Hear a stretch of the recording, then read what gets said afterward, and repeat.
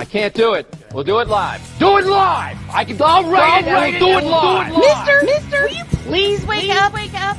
Kelly's one-strike pitch. Swinging a fly ball, center field deep. Bellinger going back to the warning track, to the wall. It's a grand slam! Howie Kendrick has done it!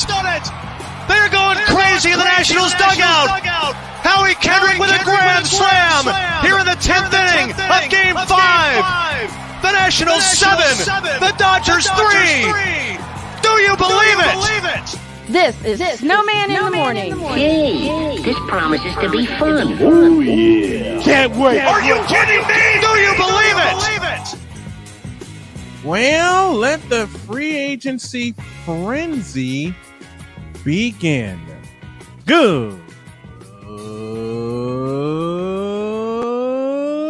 morning. Welcome to those of you listening and watching to Snowman in the Morning on this tripped out Thursday. This free agency tripped out Thursday edition. I am the Snowman. Cole Johnson will be along in just a few moments. And A Pizzle is joining us in the chat already. What's up, AP? Good to have you with us. On this edition, we'll look at everything free agency. NBA free agency, that is. Who's doing what? Who's declining what? And why? And boy, do I have some opinions on why some players declined their option and some didn't. Patrick Voss will join me at the top of the third hour. Clark Monroe at the top of hour 4. And man, we're going to fill in the blanks as best as we can. Apologies for not putting the podcast up yesterday. The sound quality was awful. It was bad. And that's a mistake on my part, and that's a mistake that will be corrected. All right. Enough of this frivolity. Let's get to what we do best to kick off the show, and that, of course, is the whip around.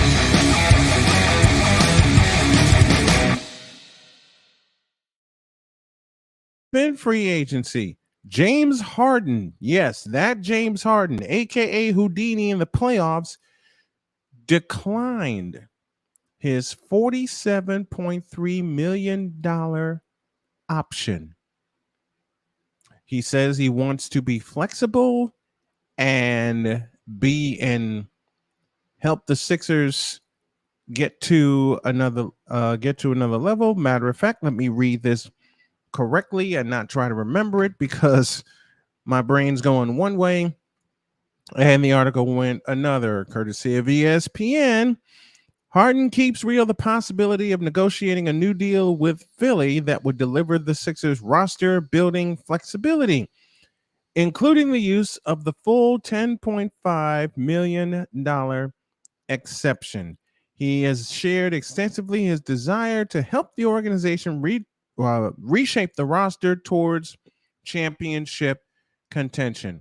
And boy, do I have some things to say about that. Let's continue. Free agency, DeJounte Murray has been traded to the Atlanta Hawks for Danilo Gallinari. Who do y'all think won that? Who do you guys think won that? Kind of hard to tell right now. 3 first-round picks also went to San Antonio for the All-Star guard. They're sending a 2023 first-round pick via the Charlotte Hornets, plus their own 25 and 27 first-round picks to the Spurs in the deal. It also includes a pick swap in 2026. I never heard of a pick swap until James Harden got traded to Brooklyn.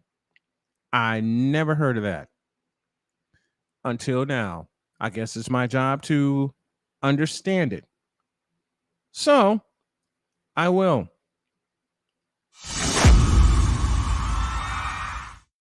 Moving along in the free agency frenzy, Wizard star Bradley Beal declines a $36.4 million player option. $36.4 million, which tells me a trade's coming, which tells me he's getting the hell out of Washington, which tells me for once he's going to listen to reason and get the hell out of Dodge, especially since John Wall is no longer there, part one. And I got things to say about John Wall a little bit later. Working on getting my partner Cole Johnson involved in the festivities. But man,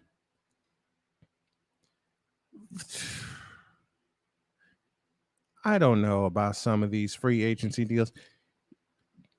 I just don't know. I just don't. I'm sorry. I'm pushing buttons all over the place trying to keep up with everything. And let's get back to Bradley Beal. His agent Mark Bartelstein of Priority Sports told this to ESPN. Beal has played an entire 10-year career with the Washington Bullets. Will have two options in free agency, according to ESPN: sign a 5-year max contract to remain in Washington, or elect to go elsewhere on a 4-year max, the most he can sign with another team. That's just not fair to Bradley Beal being faithful to the Bullets for the 10 years that he was there. Bullets, Washington has acquired Will Barton and Monte Morris from Denver for Contavious Caldwell-Pope and Ish Smith. Ugh. That's lopsided. That's absolutely lopsided. A Pizzle says Spurs won the deal with DeJounte Murray. Now, my question is, who the hell is Ish Smith? And who would name their child Ish? If you... Never mind. I'll go there later.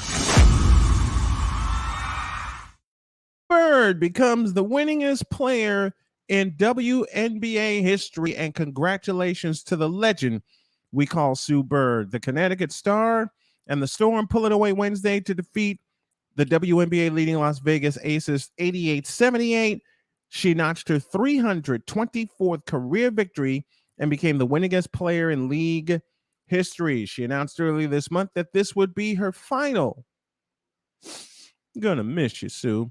She announced this month that would be her final WNBA season, surpassed retired point guard Lindsay Whalen with 323. Bird and Whalen are the lone two players in league history to play in at least 300 wins. Rebecca Brunson and Swin Cash, the latter of whom played 4 seasons, are tied for third with 294. When is the NBA going to show the WNBA some love and actually really finance them? I gave you my theory. It's because the WNBA and women's basketball in general are too fundamentally sound. Oops.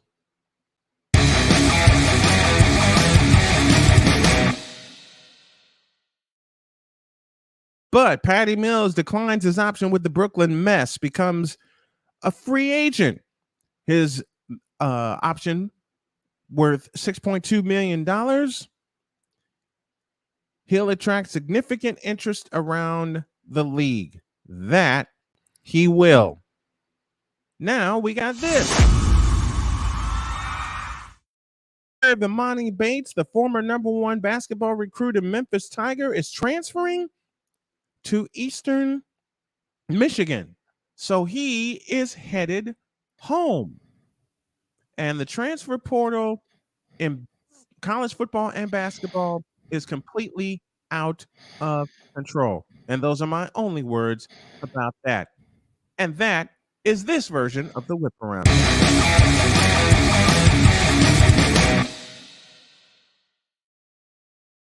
Cole Johnson joins me. Good morning, sir. Good morning, sir. How are you? You look about as tired as I feel. It's been that type of 1, 2, almost 3 weeks for me. Yeah. Dig it. As y'all can see, I've taken part of the EP duties because my new toy is here. It arrived Tuesday, and I spent most of Tuesday night setting this thing up and most of Wednesday making sure it stays set up. And the fun part is my wife came into the room and saw the computer, saw the power, and she says, "Oh boy, you're going to be doing a lot of experimenting, are you?" Yep. So I'm going to do some of it today when we get off the air. So how loaded has your shift been these last 3 weeks, kind sir?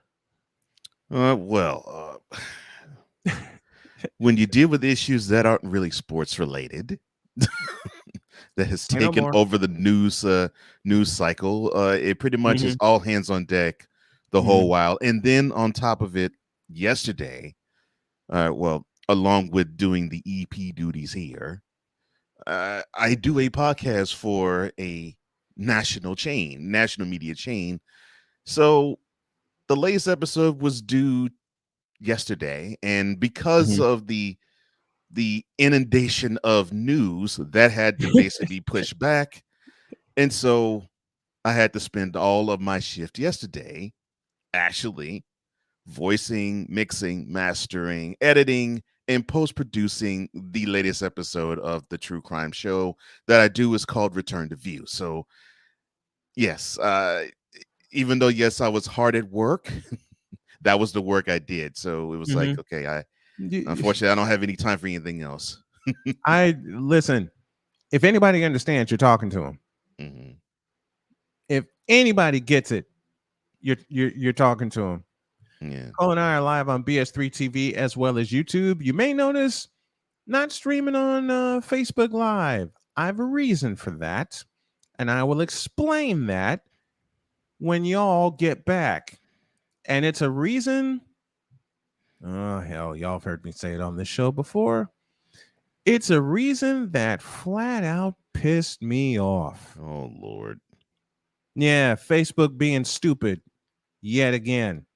And since we're not streaming on Facebook, I'm going to go off. Oh, boy. The dynamic duo is back here with you on BS3 TV as well as YouTube, and streaming live audibly on the SDM Sports Network, Real Wise Radio, and 24 hours a day at official SITmorn.com. Snowman's last straw with streaming on Facebook. And believe me, I got reasons. That's when y'all get back. Oh, boy.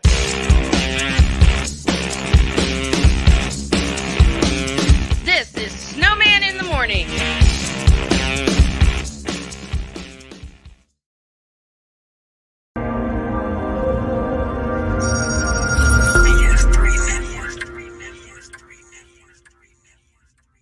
BS3 Network, changing the way you watch TV.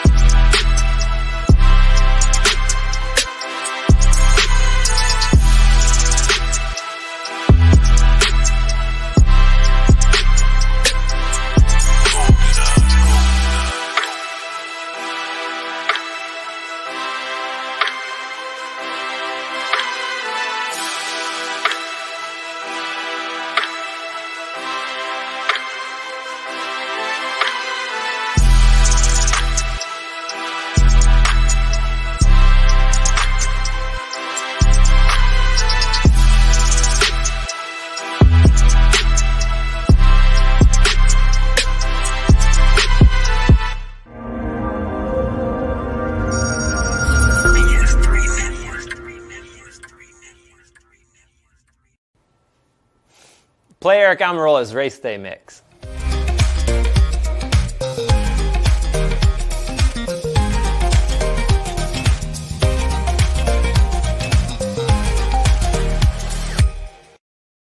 I can't do it. We'll do it live. Do it live! I'll write it and we'll do it live! Mister, will you please wake up? And give those guys a little extra weight. Roger Craig still on his feet, still running. What a run by Roger Craig. You'll never see a better one than that. From 46 yards. He has that thing of getting those knees high and keeping the shoulders low. And he makes every team look like they're bad tacklers. Watch the way he gets that high knee action, keeps those feet going like two pistons. Then, at the same time that the knees are going high and keeping going, the shoulder can get low to take on a tackler. This is Snowman in the Morning. Hey, this promises to be fun. Oh, yeah. Can't wait. Are you kidding me? Do you believe it? That's Snowman in the Morning with Cole Johnson. Weekdays at 8 a.m. live.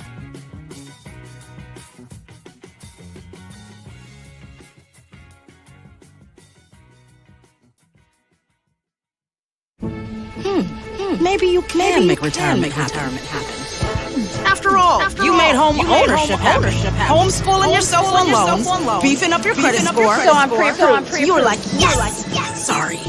Color coding listings, ticking boxes, and flushing every toilet in a 20-mile radius. Home, sweet home.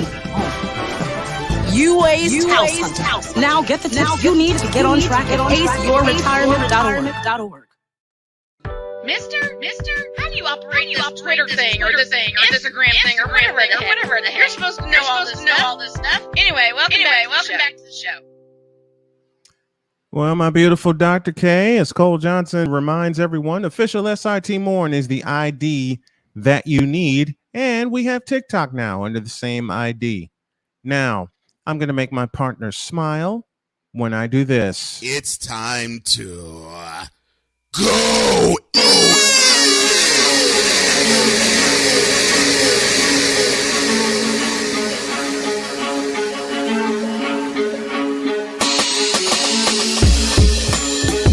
All right, Facebook. You have emphatically and royally pissed me off. I did the show yesterday, flowing smooth, had a few bronze sexual confessions, no problem. Then I get a notice. Oh, Lord. Yeah. And the notice, no, come on back. I'm going to need you. I'm going to need you. Oh, Lord. The notice reads as follows. Quote. Oh, good Lord. There are changes to your video because of a copyright match. Close quote. Okay. Want to know what one of those copyright matches were? Several times I posed the question when speaking of LeBron James in comparison to Michael Jordan, and Bishop Bullwinkle gave the perfect answer when he said this. Hell no, to the no, no, no. Hell to the no, hell to the no, to the no, no, no. Listen. Okay. That needs to be in every church across the nation. Apparently, on 13 occasions when I played that little clip,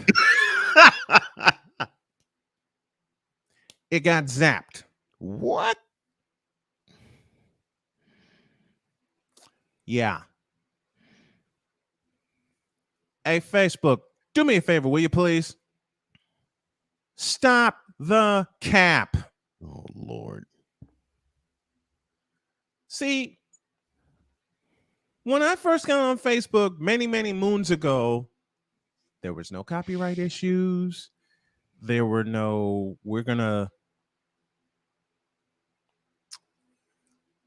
how can I put this? Change your content because of a copyright match? None of that. Nothing. Zero, zip, zilch, nada, nothing.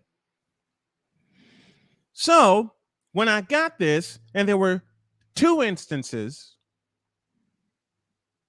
of a copyright match, which were played several hundred times, and which we do several times during this 4-hour program. Mm-hmm. Yeah, I saw all the markers. I went back and listened to it, and they indeed. So after taking my dog out, Lucy, and walking around and getting a little vitamin D in the sun and letting all the steam come out of my ears, I thought two things. One, I'm getting too old for this. And two, and this is especially for you, partner. Oh, you were finished. Oh, well, allow me to retort. Oh, Lord. F you, Facebook Live. That's a hardcore retort. If you're gonna zap, Live. if you're gonna zap every single doggone time we play a funny clip due to a copyright match, then I don't need your audience, which is turned 3/4 political, if not 99% political anyway. Well, in other words, what my partner is saying is, Bitch, please. Thank you. Thank you. Okay, Facebook Live. I have a question. If you're going to zap me for those two instances, why don't you zap me every time we play the opening that involves George Kittle? What? Howie Kendrick? What? Jose Altuve? What? Roger Craig? What? And finally, Mo Alley Cox. What? Why don't you zap us for that? That's copyright, isn't it? I would think so. Considering CBS, Fox, TBS, all those major networks that broadcast sports live, by the way. Isn't all that copyrighted? And yet you go after two things in the program that I played yesterday several times, and at every single marker, you wipe it out. Right.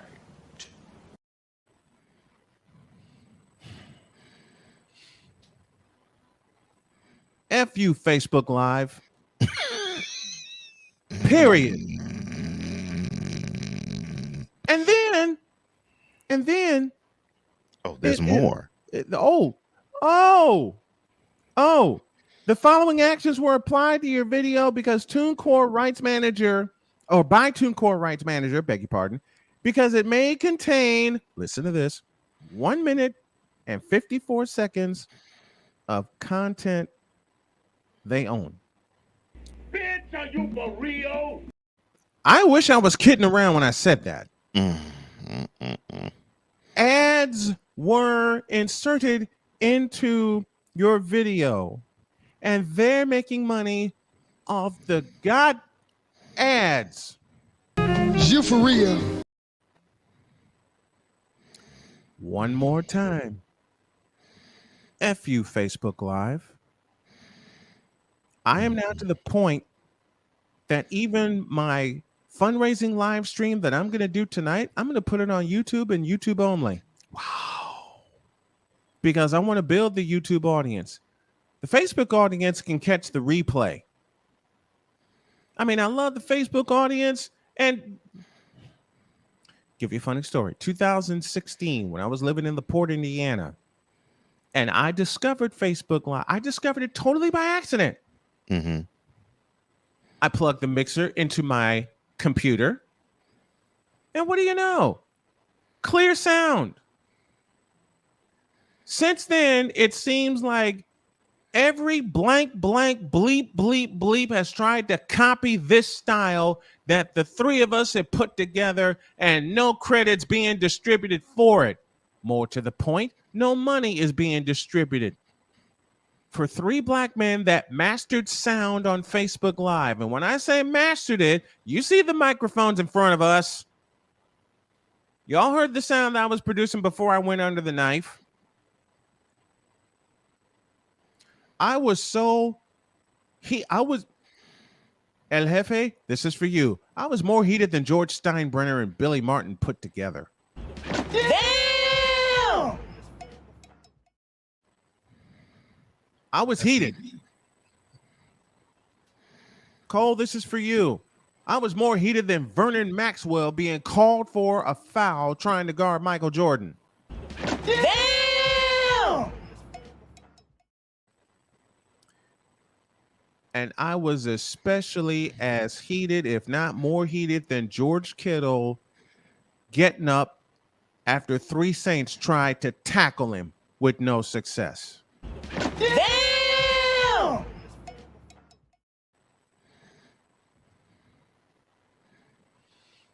To borrow from the movie Network, I'm as mad as hell, and I'm not going to take it anymore. So Facebook Live, I hate doing this to my audience, but now I understand why several of my compadres, including the legendary Rod Peterson of the Rod Peterson Show in Canada, no longer stream on Facebook Live. I now get it. I get it.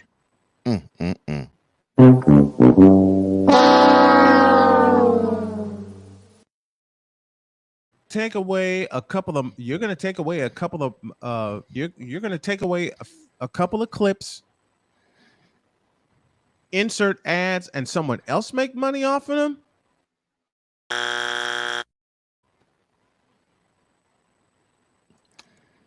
And yet you won't do it with the clips that I mentioned of Roger Craig, Mo Alley Cox, Howie Kendrick, and Jose Altuve.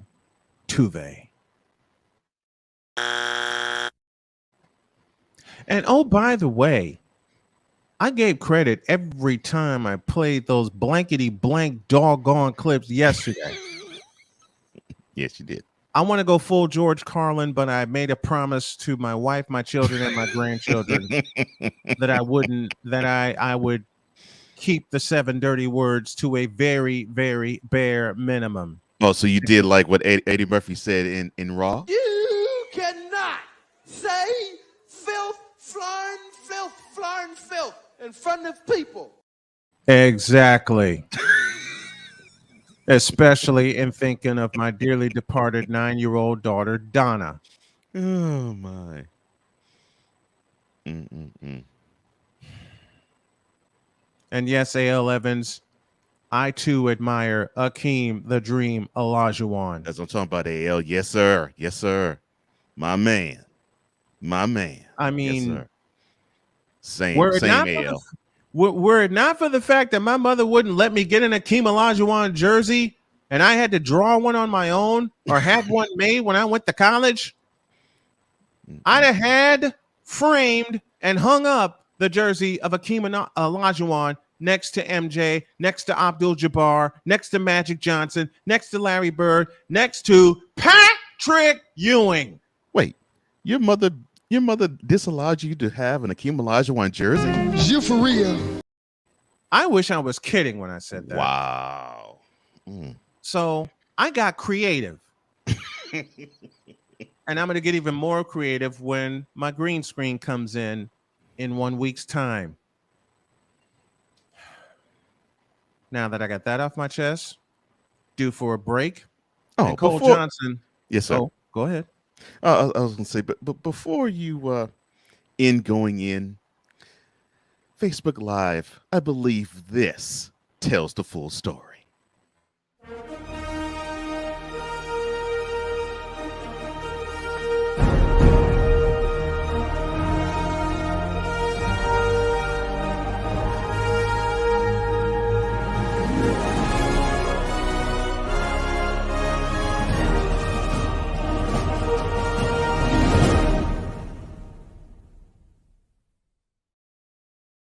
Yes, sir. Thank you, Cole Johnson. No problem. So Cole owes me a bronze sexual confession. We got Wise El Jefe riding along with us. What's up, Wise? What's going on, brothers? And I'm sorry. No, I'm not going to apologize for Wise having to hear what I have to say because doggone it, he's given me He and Cole and many others have given me advice on how to put the podcast version of my show together, what to use and what not to use. And Facebook Live, I'm no longer going to use. And we're not going to go to a break. Cole, you owe me a broad sexual. I'm still using Facebook Live. Not anymore. He's a steal. Wow. He said, I love Wise for that. I'm just saying, y'all don't never see me do no Facebook Live. Let me put it this way. I'll borrow a line from one of my favorite movies, The Lion King, and Matthew Broderick delivered it voicing Simba. I finally got some sense knocked into me, and I got the bump to prove it. Oh, man. Cole, you owe me a broad sexual confession. Hit it. See, you asked for it. You didn't want this. Oh, yeah, I do. Oh, yeah, I do. The broad sexuals don't. Yeah, well, that's true. I sure as hell do. Yeah, well, yeah, it's time. Go. In a world where partial greatness is celebrated and total greatness is shunned, there stands to be a figure on the lips of those who love him and those who hate him. The inane comparisons to Michael Jordan and Kobe Bryant continue and has existed since 2003. There is no end in sight, for the battle between those who unconditionally love and unconditionally hate him wages on. These are their stories. Welcome to the Bronze Sexual Confessions. As my partner tells me, I will tell him. Cook!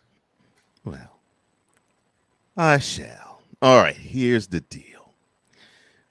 Bronzesexuals, you all need to get off the sauce. Whether it's the one that you shove between your nose or the one you shove inside your mouth, it does not matter. You need to get off the sauce. Because the ridiculousness I saw on Facebook, funny, we're talking about that just last segment and we're talking about it now. Oh, dear. As I perused social media yet again. Yeah, I need to stop. The following ran across my timeline. I think this was Sunday. Oh, geez. Quote, Jordan really retired right before LeBron got drafted. Nigra really ran from the smoke. Close quote. Oh, boy. Before I go in hard, I will give each of you the floor and say what you feel about the following quote I just put forth. Say it again, please. Quote, Jordan really retired right before LeBron got drafted.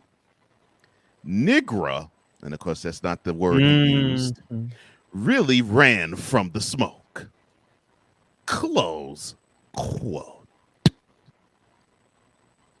What smoke?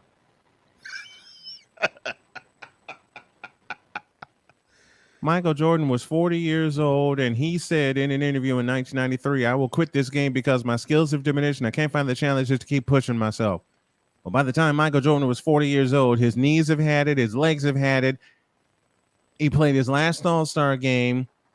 And by the way, bronzesexuals, you know what Michael Jordan did at age 40 that LeBron has done only once? Play a full 82 game season. Why? Now, to all of you that said Michael Jordan ran from the smoke because LeBron was drafted, kiss the back of my fat ass. Wow. Wise? Like, I don't know, man. I really don't know where I find these people. I seriously don't know. Wise, I will explain again. They find us. I don't get it, man. Like, we don't search for men have been playing since 1984, right? Right. We don't search 2003. That's like 20. That's 20 something. 19. Years. It's yeah. It would be 20 full seasons. Yes. Mm-hmm. Well, 19 because you count. Yeah. he was drafted in 84. So 85 was his first season. The way Wise just the way Wise looked just you want to now. compare an 18-year-old coming into the league to a man who's already in his 40s, and he's running away from the smoke. Like, yo, they be. Can I get? Yes, you can. Can I get? Go. Yes, you can, sir. Yes, you can. Go sir. with it.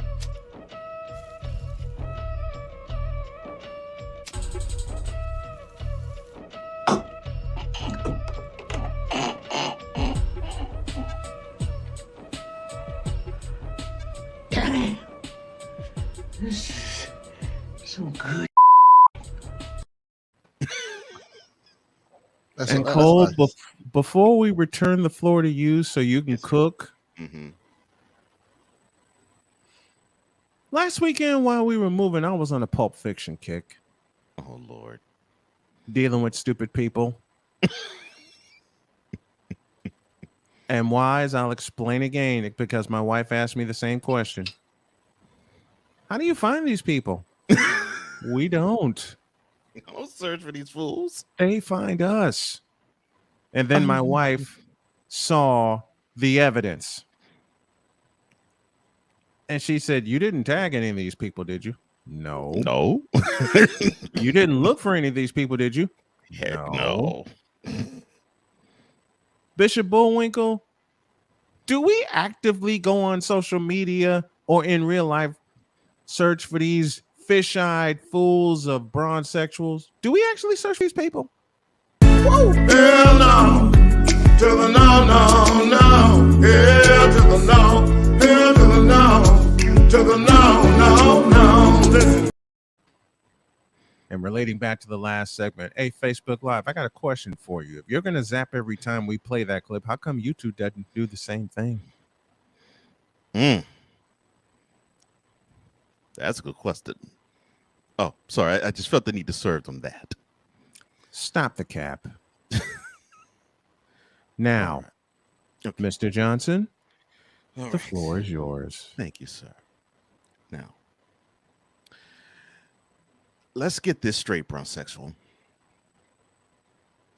The person who I think as of 2020, 73% from that dirty four-letter network said that this is the greatest player of all time.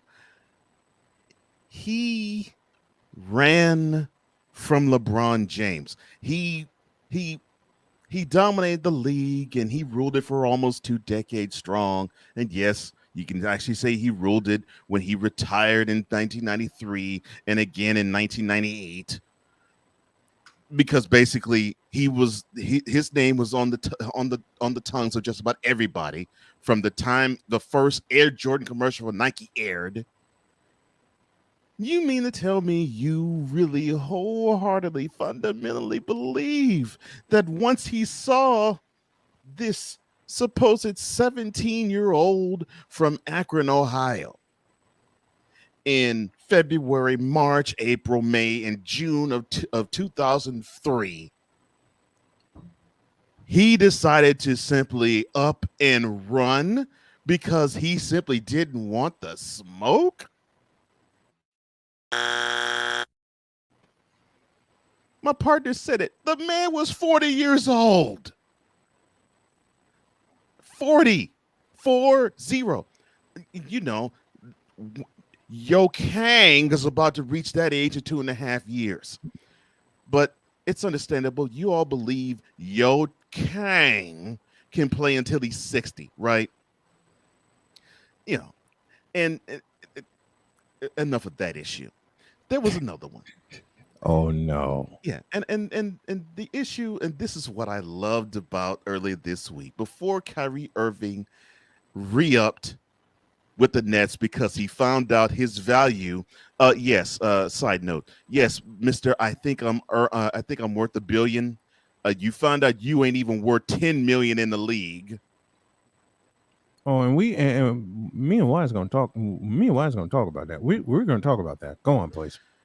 So you found out, sir, you aren't worth as much as you claim that you are, and you crawled back. I mean, you scurried back with tears in your eyes and crapped out your butt to actually accept the opt-in because you weren't going to get $37 million anywhere else. And the signing trades, you weren't even going to get 8 figures. So now that's out the way. The conversation that led up to the opt-in was absolutely adorable to witness from these bronzesexuals, because they had those wonderful little images just flashing in their heads because they're so sick of seeing the Warriors come back and be dominant in the league again.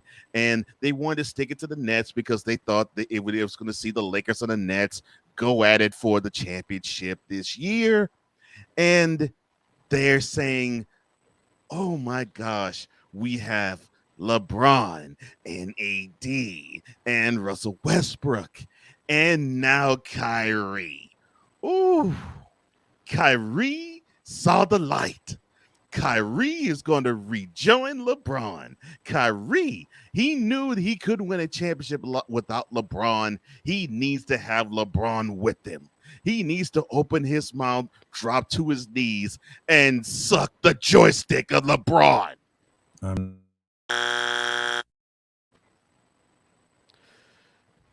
We were seeing all of this garbage on social media.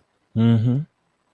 And when I would tell these clowns, it's not going to be like it was in 2015, 16, and 17 because of 3 factors. One, the guy that you believe, and I've heard you say this, bronzesexuals, the guy that you believe can make everybody better, you all think a broomstick could be made better on the court just because LeBron's on it. That is not true. Number 2, the man will be 38 before the new year. And number 3, one Mr. Uncle AWOL, the woke people's champion, the rebel without a cause. Or pause. Is going to actually play 82 games in the season. Riddle me this, as I borrow my partner's phrase here. When has that clown ever played 82 games in a season? He hasn't.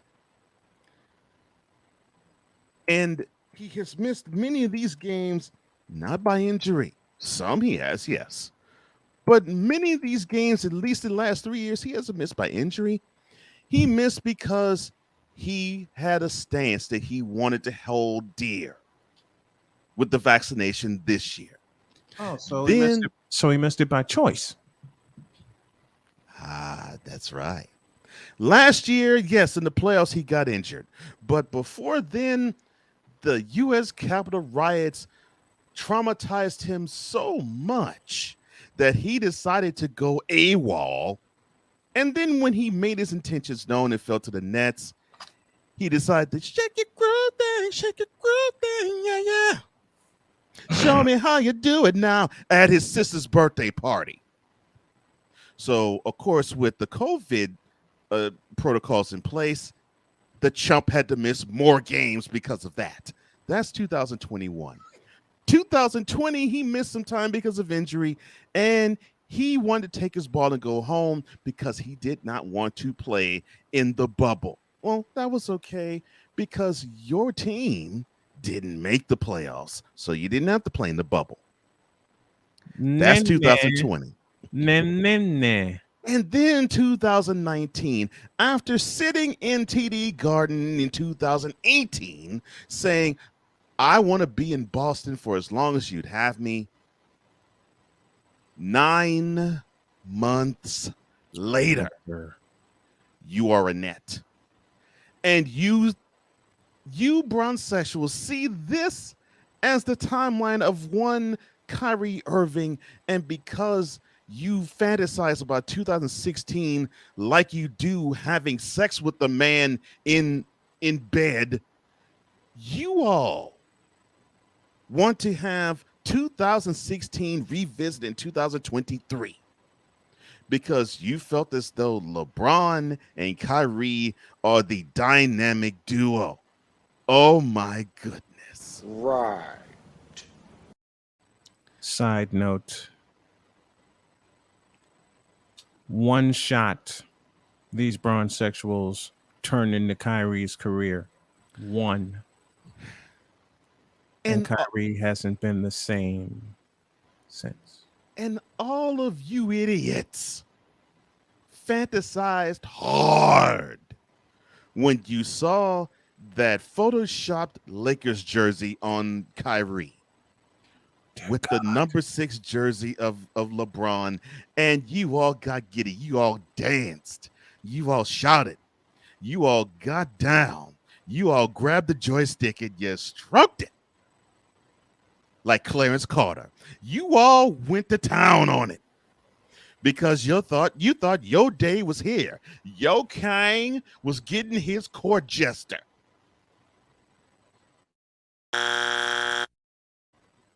You all was celebrating this crap, and it was absolutely hilarious to me. And I actually said, I hope it happens.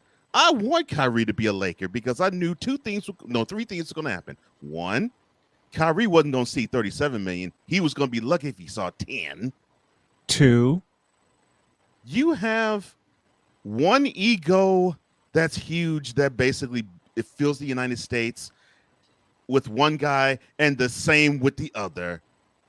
And 3, you're dealing with one guy who can't play 82 games in the season playing with another guy who won't.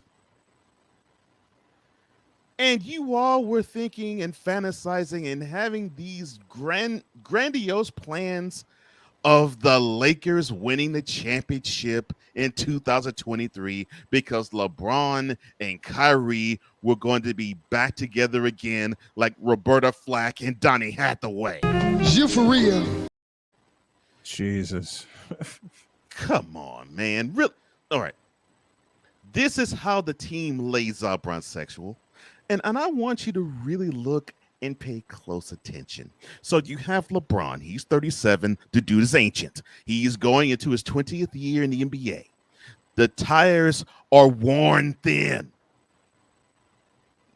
Just imagine the tires being more bald than Shaquille O'Neal. That is how much tread is on LeBron James's tires.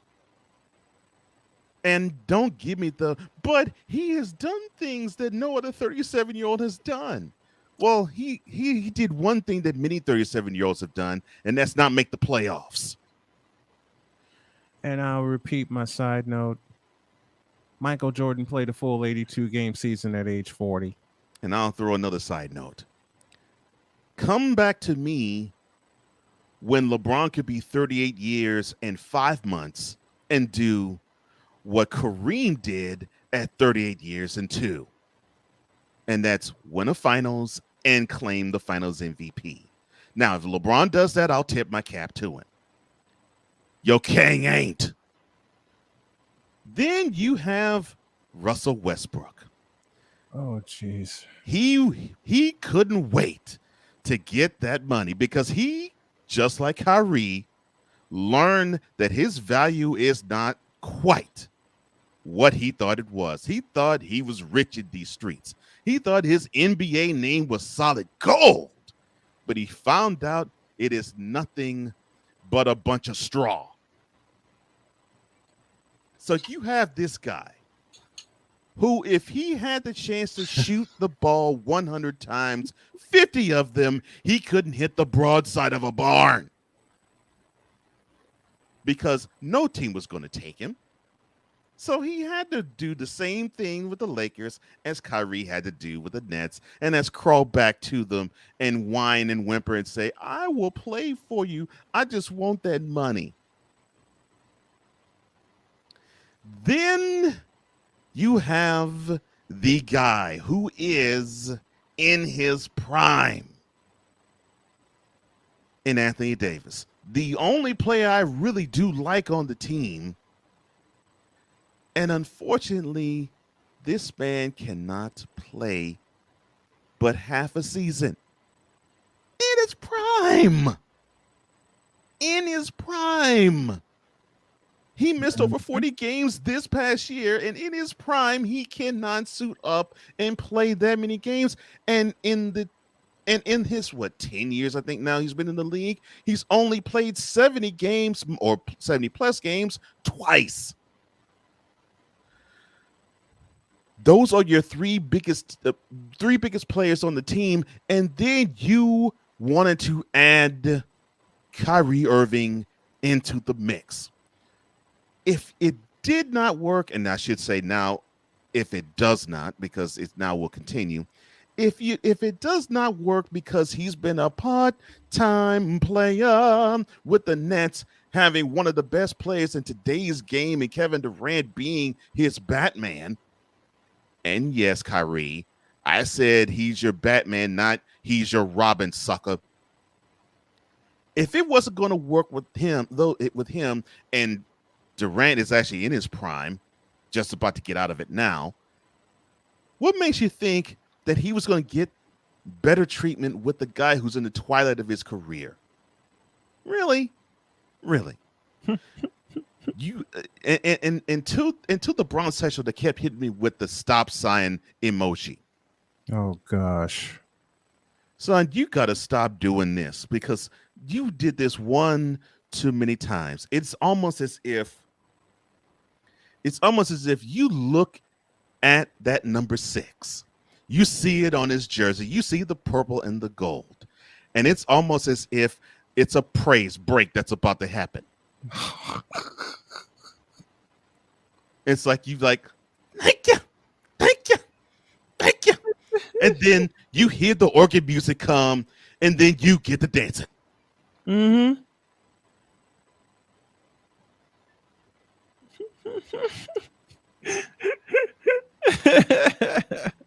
And then you get so high, you drop to the knees, still dancing. And then your king steps to your forefront. And then all of a sudden, this turns into this.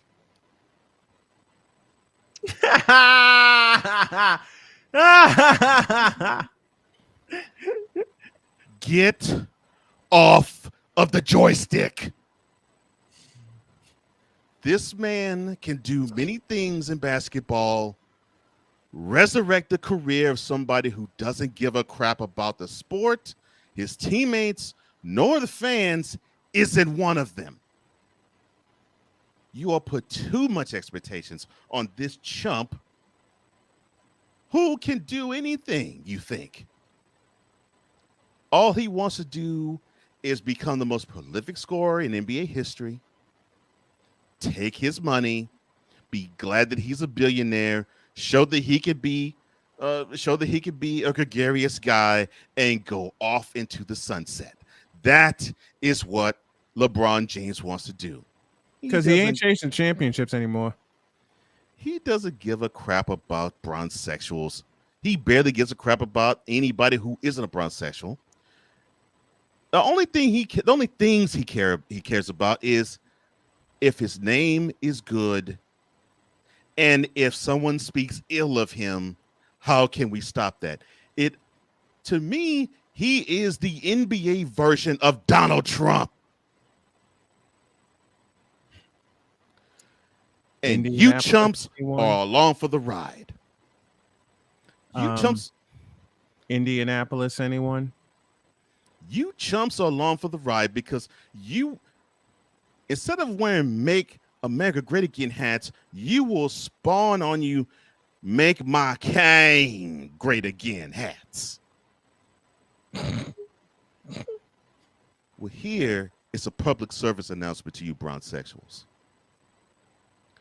You look pathetic. You look weak. And you look like you have no pride. So I know this is Pride Month that we're going through. Show some dignity in yourself. And show me that you can be complimentary toward every other player who is as great as you think LeBron James is. Show me that. I'm going to challenge you that. Show me that you can be complimentary of the greats that came before and the greats that are here now. You know, like the one you want to clown in today's game in Stephen Curry. Because at every single turn, you want to claim, well, yeah, he has 4 rings, but he doesn't have as many MVPs and as many finals MVPs. Okay, fine. Clown him that way all you want, but the man is 3-1 against Yo Kang in the finals. What do you have to say about that? And the last 2 times he cooked him personally. And the last time was a sweep. So show generosity, show humility, show yourselves approved by saying, you know, this is my favorite player, but there are other players who are awesome and I respect their game. Show me you have that capability, Bronzesexual. Because showing me that you had the capability of dropping on your knees and slurping the joystick until the skin turns from brown to white is not a skill I want to ever see again. Me neither. But what do I know? All I know is that you all are threatened by ghosts. You all are still threatened by Michael Jordan. Why, I have no idea. But you want to glom on anything that you possibly can to have his glory restored by having championships adorn this man's chest. And what makes it funny to me was back in October 2020, when he won his 4th chip, people were asking the question, well, now can we supplant Michael Jordan as the greatest player of all time? We were hearing that garbage when he won his 4th and most recent championship. So I already know if he wins his 5th, I know you all will say, without a shadow of a doubt, he is the greatest of all time, and everybody else is hot garbage. Yeah, really? Shut up, Kendrick Perkins. Oh, and speaking of Kendrick Perkins, thank you, sir. So, Mr. Perkins, since you are one of the biggest Bronzesexuals in media, how did 7-1 season in 2022 go? You were so staunch with the carry on crap. Well, how about you carry this on? That team is old. That team is slow. That team can't shoot. That team barely can play defense. And that is if they actually want to invest on that side of the court and play it. And the only way they can is if Anthony Davis is healthy. And the AARP logo and the wheelchair logo in the lane painted purple. Yeah. You are one of the biggest busters of them all. And whenever I deal with Bronzesexuals, sometimes I have you in my brain. Because you, sir, sound like them, talk like them, act like them, and think like them. So, to all you Bronzesexuals who superimposed a Lakers jersey on Kyrie Irving and said to me that it's on and popping and a championship is coming down Figueroa Street come June of 2023, only to see Uncle AWOL re-up with the Nets. Oh, well, no, I got something else that's better.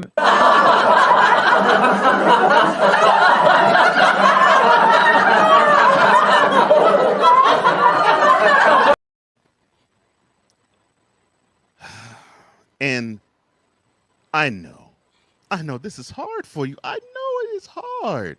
Mm-hmm. It is. Mm-hmm. This is medicine you got to take. You got to take it because we don't do anything. All 3 of us, we don't do anything but just spit the hot facts and truth to you. But we already know Bronzesexuals. Jack, tell them. You can't handle the truth. And hey, Rock, I'll close this for you. I'll close this for you. Dwayne, tell these Bronzesexuals the 2 things they need to do, please. I'm so glad you asked him. You know your damn role and shut your damn mouth.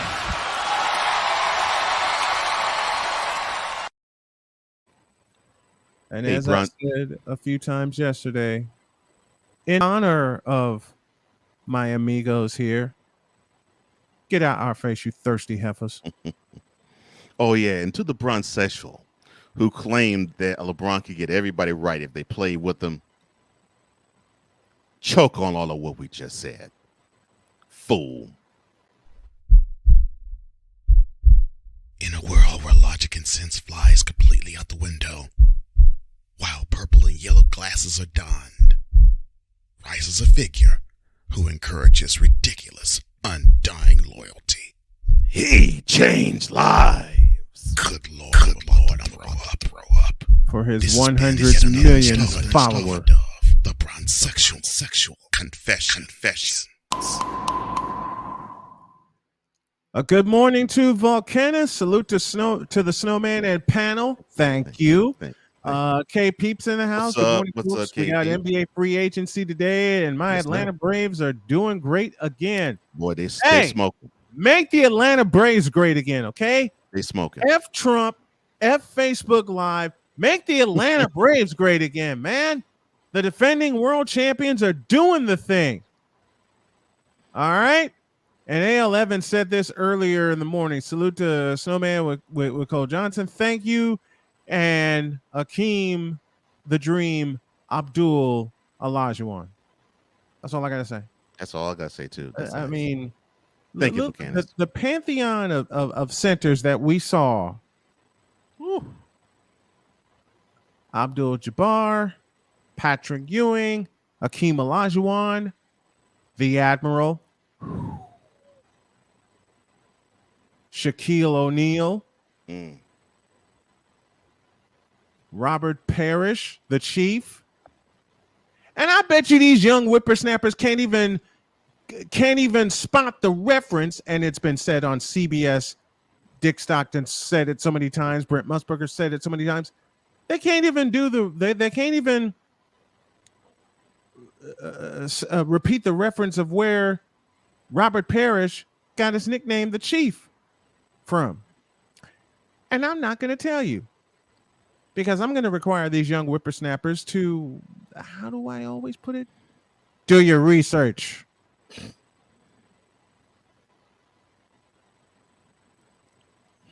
I feel so good now. Thank you.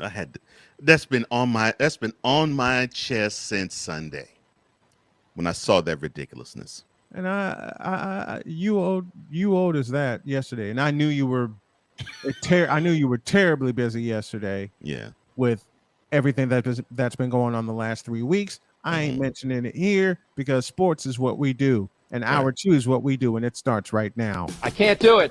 We'll do it live. Do it live! I'll write it and we'll do it live! Mister, will you please wake up?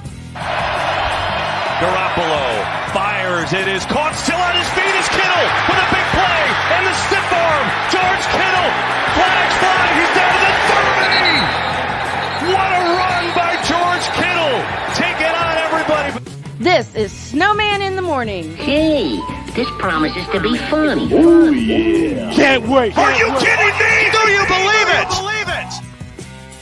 Yeah, why don't you zap that for a copyright, Facebook Live? Wow.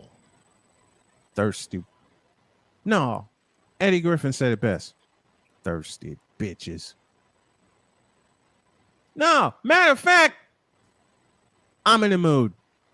Why don't y'all zap this? Since people want to compare LeBron James to some great players, and since Facebook Live want to take the church's money, the Church of the Snowman with Cole Johnson, why don't you zap this for a copyright? I can't do it. We'll do it live. Do it live! I'll write it and we'll do it live! Mister, will you please wake up? Grant with that jump shot's off. Long rebound run down by Hodges, and here's the King. That's a 3. This is Snowman in the Morning. Hey, this promises to be fun. Oh, yeah. Can't wait. Are you kidding me? Do you believe it? Why don't you zap that for a copyright with the king? Okay, Brent Musburger said it. Long rebound by Hodges, and here's the king. Okay. Oh, and I got an intro I'm putting together for Wise, because the number 33 in orange and blue kind of gets to my heart because I love Patrick Ewing. And I got a couple of shots that he made as a Knick that I'm going to work into an intro. And since I tore into Facebook Live, and I had someone just text me a moment ago saying, you really went off there. I haven't gone off yet. See, like I said, I made a promise to my family, since I'm building the hell out of my station and helping Wise build the hell out of his, that I wouldn't go complete George Carlin or Lewis Black or Red Fox or Richard Pryor or Eddie Murphy. But the month of March of this year, I came close. And Cole can vouch. Because that entire month, and this is when my wife yanked me aside before I went under the knife, I let myself go. And she pulled me aside and said, honey, we're building an empire. You can't use those words ... often. I said, all right, I'll play fair. And then she looked at me and said a saying that I often say to her when we're joking around. She said, listen, you can bend the rules, but you can't break them. Remember what you always tell me? I said, what's that, honey? You don't break the rules, but you'll bend the piss out of them. That's how I get a reminder from mi amigos, Wise El Jefe, and Cole Johnson every day. We're on the air. And Wise, I got to find a chair like that you have that supports the neck and the shoulders and everything. I got to find one of those. But in this case, it has to be tall, because I may have lost some weight, but as one of my doctors reminded me, I'm still 6'5". Yeah, but you still a shooting guard. I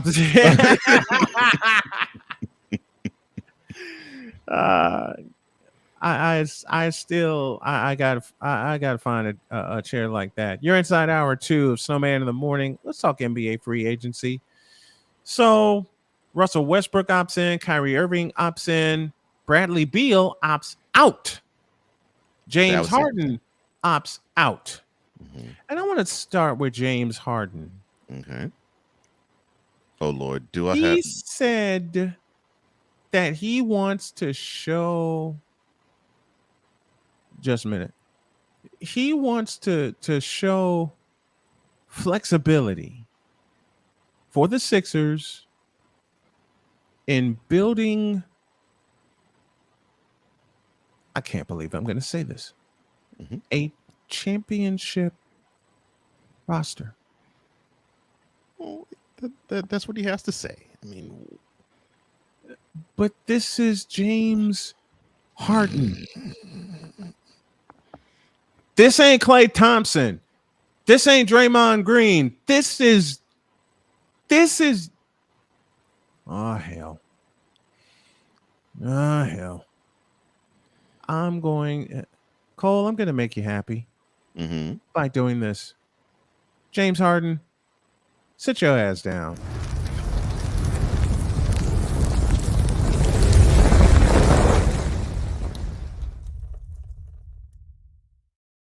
I knew you'd love this segment. So you want to show flexibility? Well, yeah, you got to think about it. Okay. They gave up a lot to get him. Yeah, they gave up too much. They gave up a lot of players. They gave up entirely too much. They gave up too much to get him. So now he sees the error of their ways, and that they shouldn't pay him that money because he's no longer worth that kind of money. He's willing to take less so they could go out and get a player like PJ Tucker. So they could go out there and get some free agents to help build that core around him and Embiid. And he's absolutely right, because he could have taken the money like the other two players and decided to play for the $47 million, just play for that. But he might see the error of his ways, and he feels like my window is really closing real fast, and I need a title. If I'm going to ever be considered one of the greatest to win a title, he has to win a title. So, oh, no question. Yeah, but he's not going to. Oh, I didn't say he was. I'm just saying. True. What we all know he's not going to. We all know he's not going to. All three of us know he's not going to win a title. But it's like Cole said, he has to say that. But we all know, we all know his game and what he's about. Get up.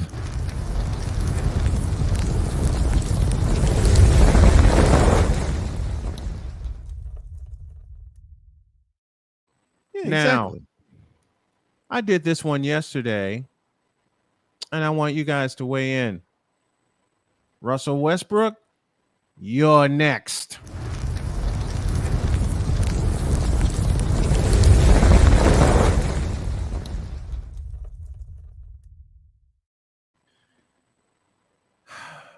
$47.5 million for Russell Westbrook because he's rich. Biatch. No, I'm sorry. What makes it funny? He found out the hard way, just like Kyrie Irving did. That's exactly. No one will take him. That's exactly what he found out. Oh, one of the funniest things I read was the Lakers were going to trade Russell Westbrook and AD, Kyrie Irving and KD. I read that. And I said I read that frivolity. If Brooklyn does that trade, they might as well just burn down the Barclays Center. I'm sorry. Wait. With the rusted brick look. Wait. Why? Say that trade proposal again. I'll say it. Westbrook and AD. Okay. For Kyrie and KD. And KD.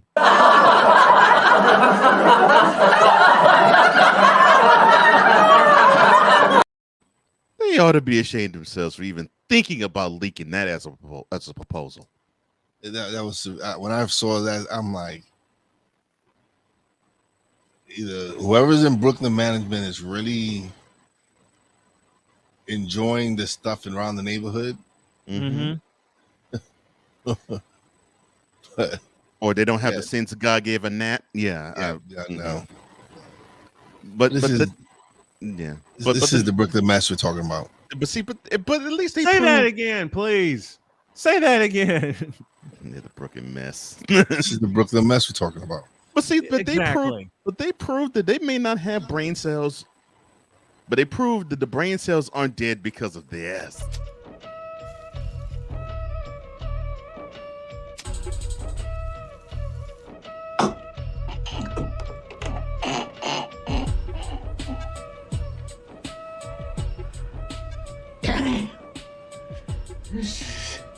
So good.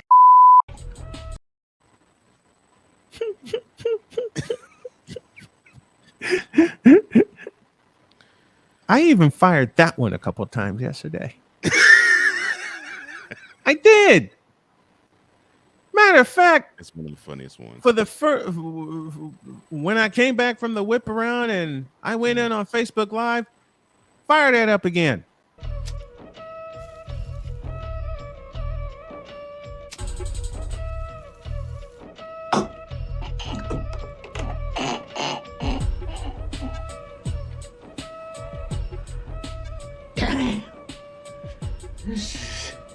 So good. Hey, Westbrook, I leave you with 3 words. You big dummy. Now get up.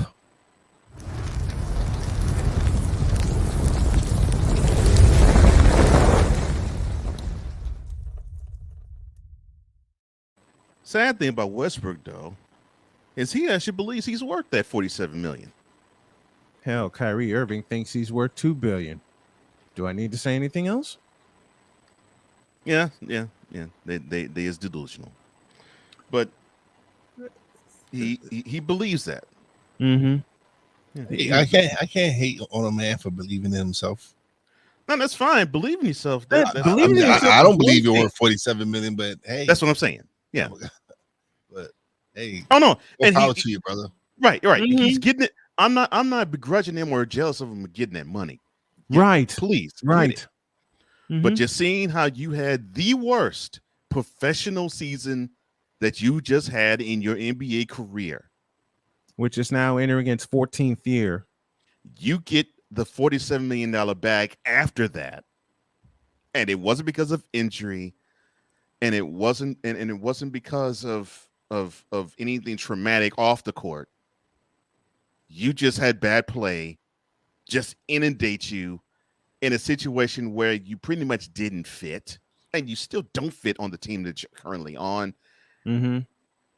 But grabbing that 47 mil looks extremely suspect, and I think both of you can supposedly agree there. him and Devin Ham has been. Oh yes, I forgot. Yeah, so Ham wants Westbrook to be, his Bruce Bowen. There ain't been a Bruce Bowen since Bruce Bowen. He wants to be his Shane Battier. There ain't been a Shane Battier since Shane Battier. Next. Basically, he wants Westbrook to commit more on defense and basically be that perimeter defensive guy that where when you think of the Lakers, you think, well, doggone it, I can't have this guy stop me on defense. This guy does not care about playing defense. Darvin Ham is basically asking a miracle. Yes, he is.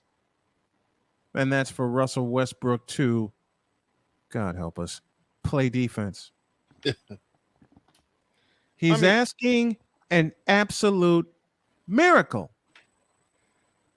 Because how the hell do you explain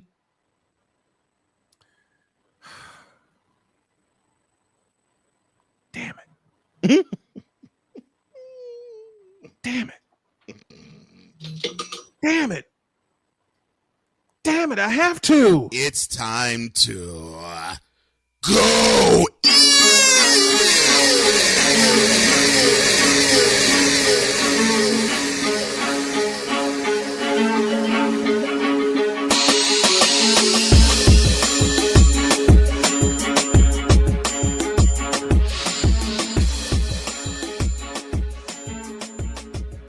I begin with a question, mi compadres.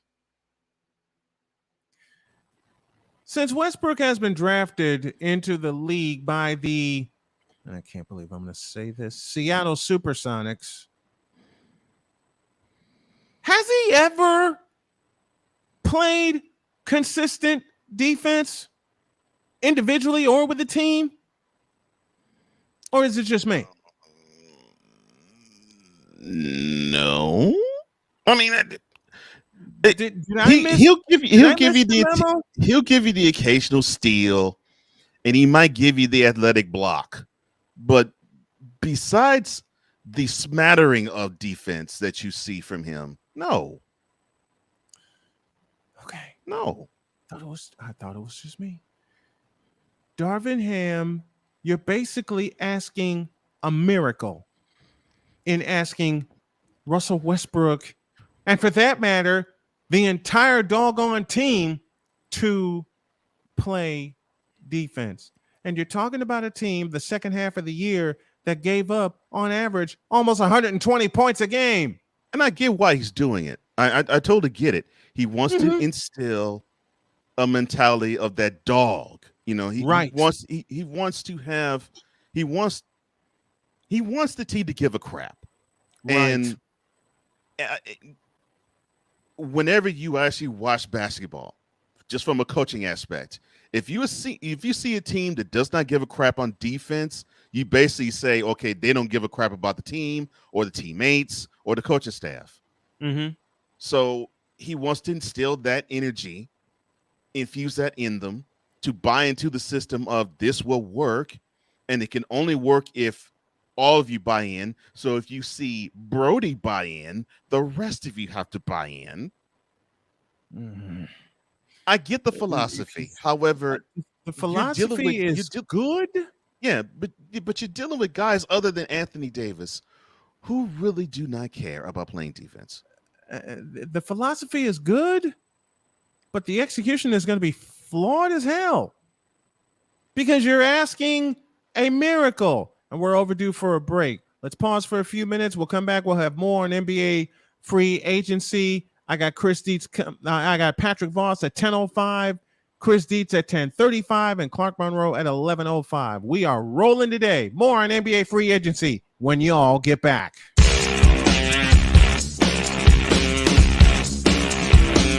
This is Snowman in the Morning.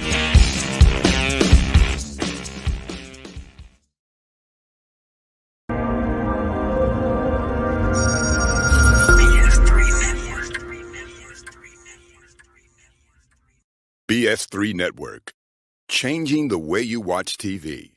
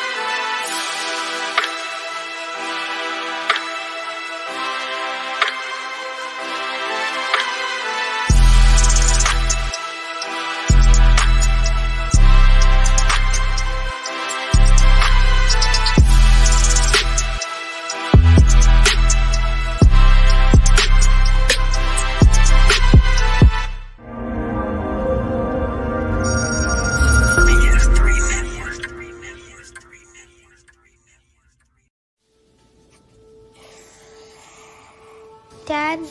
Just 1 minute, okay? Hey, Bobo, do trees tell each other stories? I'm sorry. I'm afraid I don't know that. Hey, why don't we go find out?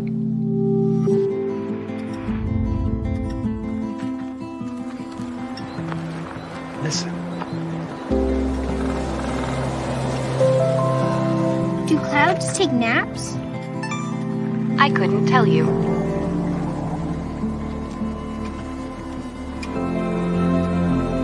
Can birds draw pictures? I don't have an answer for that. Dad, do stars visit their friends? Look!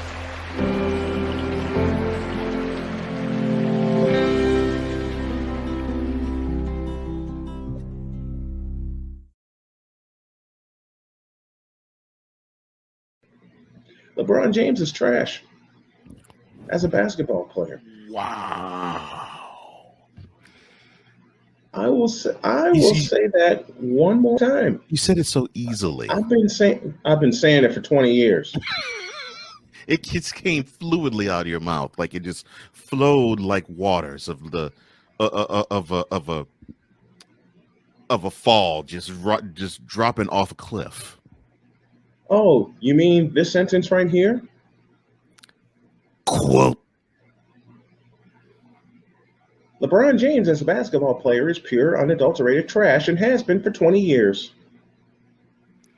Close quote.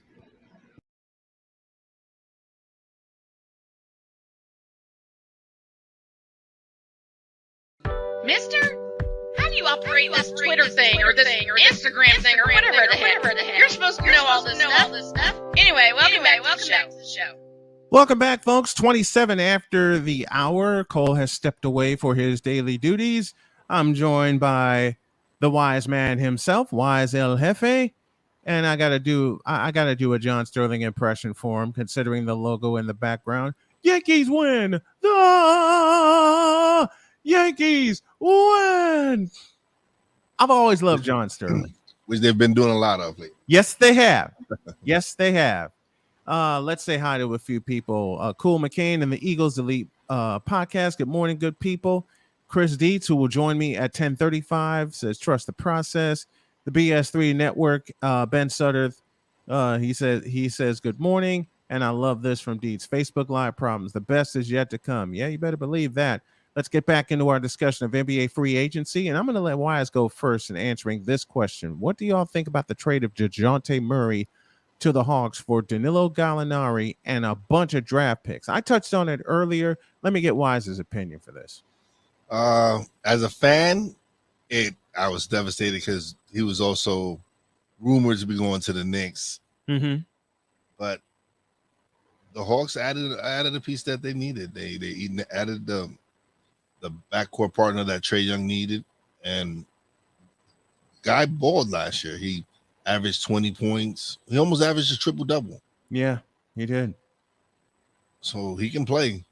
And he's still what, 26 years old? Yep. The Hawks are doing some things. They're getting younger and they're getting smarter. Yeah.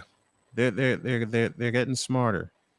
I think there's a shout out for you when Cool McCain says NFC Beast is coming. I can't wait to see that. Yes, it is. I can't wait. Is it going on BS3?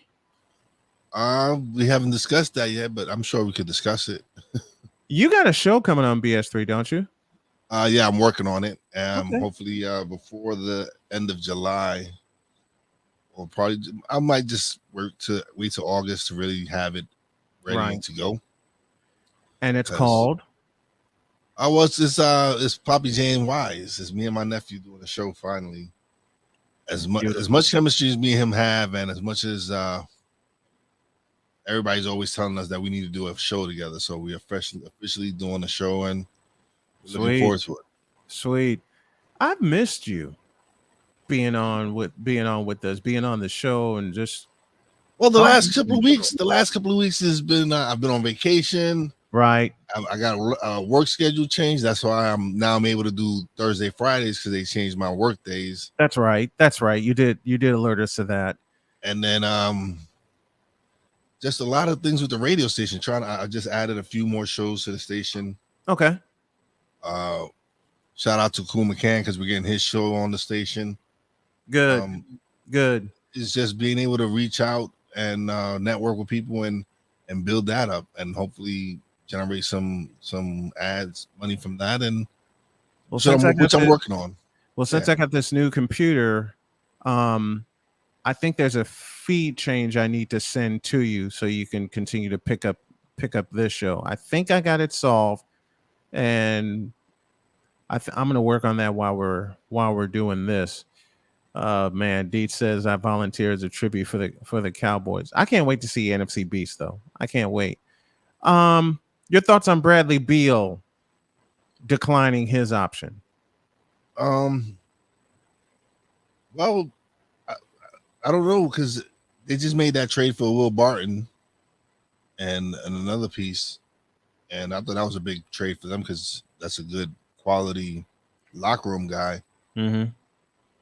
I don't know if he opted out for more money because he's always going to get the max from Washington. He'll get 5 years, whatever the max is, right? And he can only get 4 years from whoever else. Mm-hmm. So if his goal is to win championships, then take the 4 years and go to a contender. But who would be a good fit? Who would be a good fit for him? Who would be the best fit for Bradley Beal? Who would be the best fit for him? The best fit. Oh man, I don't know, because if it's not the Lakers, because we already know him and Russell Westbrook. No. We already know him and Westbrook. But again, those are rumors that are flying out there. Mm-hmm. The Clippers were flying out there. Well, the Clippers are going to sign John Wall supposedly. Oh, that's why God. he another broken player with a. I can't. He sat out all last year. Right. Hopefully he's healthy, and if he's healthy, they got themselves a real good point guard to go with Kawhi and to go with Paul George. And that's the thing. That's the position that they need the most. A point guard. They need a point guard bad. Because for the last 2 years, Reggie Jackson is a serviceable point guard. Mm-hmm. He could be a backup. He'll be a great backup point guard. Right. If you get the John Wall that a healthy John Wall, then that does answer your question at point guard. Mm-hmm. But that's key now. Is he healthy? I know he sat out the year, so maybe sitting out that year has helped him heal himself and get into the shape that he needs to take this Clippers team to the next level. Because they're missing a few pieces. They're not. What other pieces are the Clippers missing? Let's spend some time. Let's spend some time with the Clippers. What other pieces are they missing? Point guard number one. Mm-hmm.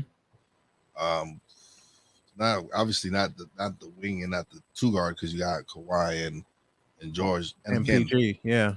And it all depends on Kawhi's health, if he's healthy. Because Kawhi didn't see the floor last year. Yeah. So if he's healthy, and then you add John Wall to that mix with the young pieces that they have, the young players that they have on their team now, they might surprise a lot of teams. Mm-hmm. So what would their ceiling be? First of all, are they missing any other pieces? Because they're not deep. They're not deep on the bench. Roster. No, I don't really know their roster like that. I don't know who they have, but I think he fits there. And then whatever other pieces they need, I think they might need a couple of a big man or something. Right. Not sure, but a true big man. I mean, I'll use the word that you use for Reggie Jackson. If it's a Zubats, it's serviceable, but he's not a big man that could like shoulder an 82 game load. And then you got to think about look at who you're facing there. You got Jokic in Denver. Mm-hmm. You got AD when he's healthy and the Lakers. So you got a couple of big guys out there on the West that you got to contend with. Right. So now, who are while we're talking about the Western Conference and while we're talking about free agents, let's look at the top of the mountain. Do the Warriors need to make any moves? They need to keep their free agents. Like they need to sign Gary Payton II. He's a free agent. Mm-hmm. He's one of the reasons y'all made it there because of his defensive pressure. So, and that was one of the things they really needed to get back to was playing defense and playing at a high level. And so Peyton is one of the moves. Yeah, Peyton is one of the moves that they have. They must sign him. They must re-sign him. And they got a year to work that out because when he signed with the Warriors, he signed a 2-year deal. No, he's a free agent. Oh, this was a second year. That's right. He's a free agent. That's right. So you think they'll keep him? I would hope so. I would hope so too. I would hope so. I would want to keep him. He proved his worth. So here's Dietz's comment. He would fit perfectly with the Clippers since they have a different lineup every night due to a healthy scratch. Yeah, right. Healthy scratch. I tell you, the first time I learned about that term, I went, "What?" And I learned it watching baseball because I'll see players walking around like, "Wait a minute, why isn't he in the lineup?" But you gotta understand with baseball, compared to it's 162 games. True. And so to rest a player here and there, especially if a catcher, like you can't expect your catcher to play 162 games. It's a lot of wear and tear on that body. Wear and tear on the in baseball, man, it's a lot of games. Like all these other sports, they play 82, whatever, 82, whatever it is in the NBA and whatever it is in hockey.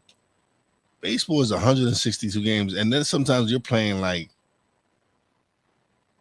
10 games in a row, like 10 days without a day off. And especially if you have to travel.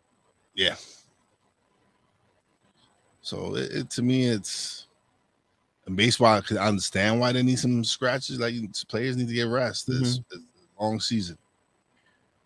Do the Knicks have a shot at Jalen Brunson? Yes.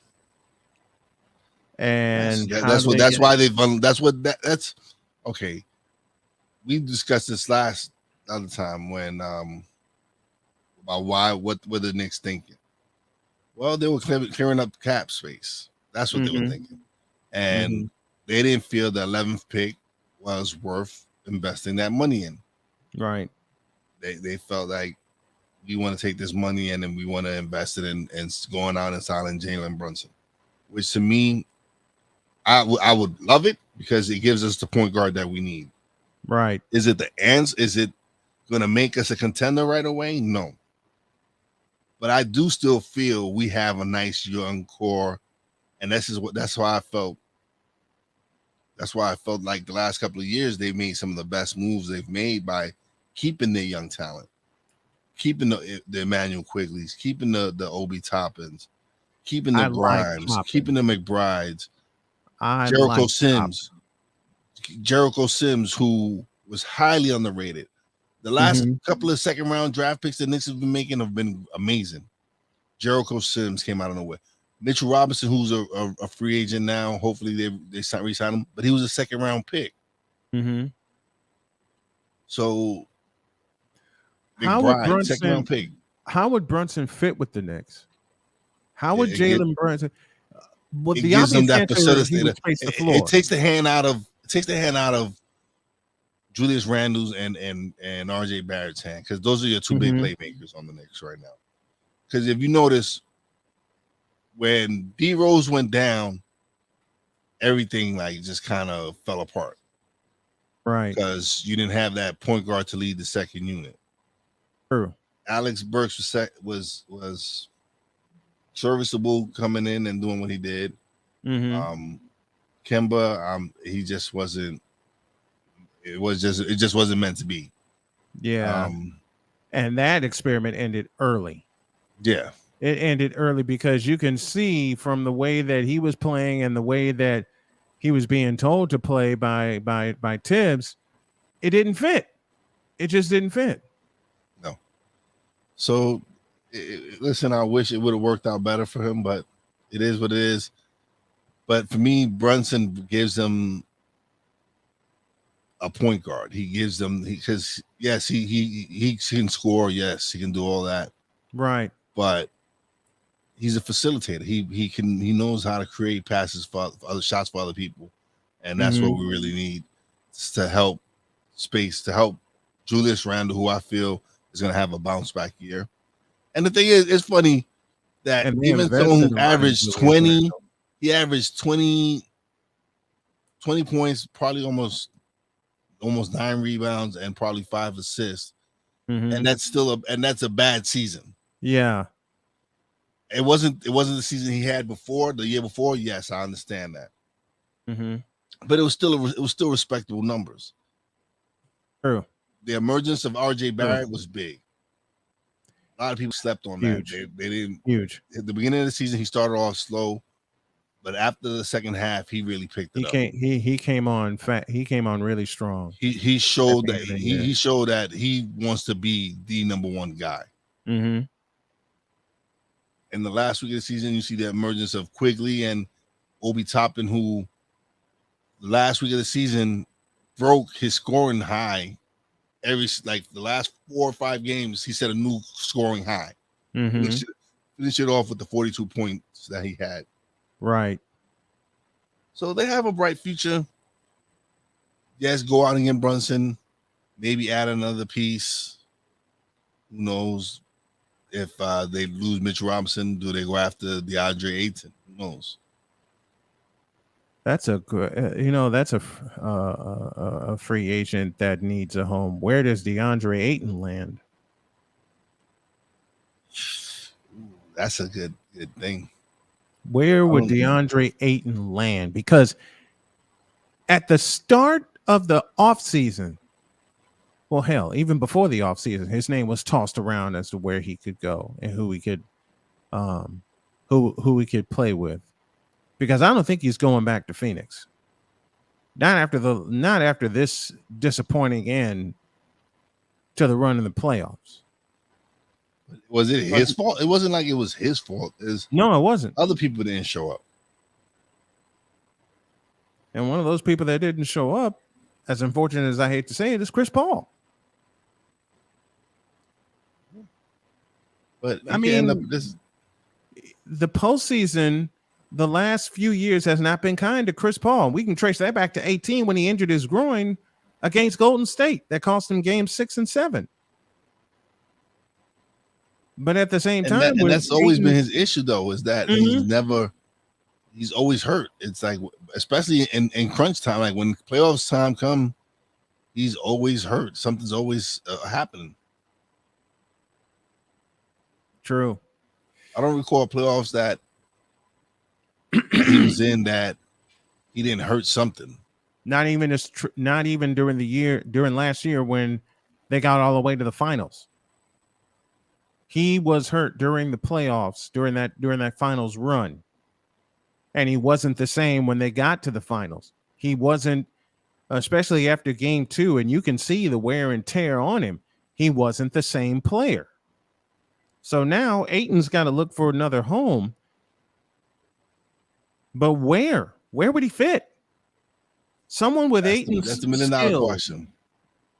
Nah, that's a multi-million-dollar question. With Ayton's skills, where would he fit?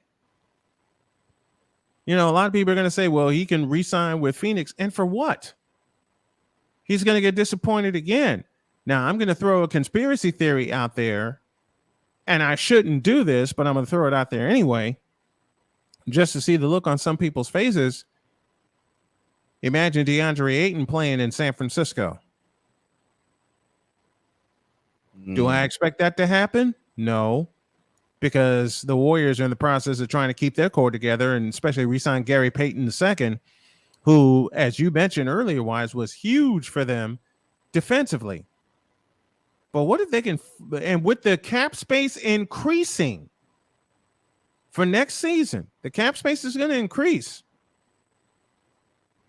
Do you think the Warriors can pull that off and sign him as a free agent? And if so, what would be the magic number? But then who do you not play Looney? Do you not play Green? Like whose minutes is he taking? Yeah. Whose minutes? You have Wiseman coming back. Wiseman's going to play. Wiseman's going to play in the summer league, and that's the big question mark that I have: is the health of James Wiseman. And early on, I had the same question about DeAndre Ayton, but Ayton has proven to be reliable. Do you go with a Twin Towers setup? But it's like you said, you pose the best question. If you sign if the Warriors somehow pluck DeAndre Ayton out of free agency, whose minutes will he take? Will he take Looney? Because they didn't play with that much of a big man. They haven't had a good big man since Andrew Bogut. And Bogut was injured a lot. And the other question is, should you pluck DeAndre Ayton out of free agency? Do you still trust James Wiseman to be there for you? There's a question. Do you trust James Wiseman to be there for you? Now, I know somewhere he won't be going. And where's that? Dallas. No. Hell no. That would not work. They just added Christian Woods from Christian Houston. Wood. Mm-hmm. And they're going to lean on Christian Wood a lot as their big man. Yeah. But here's a what if.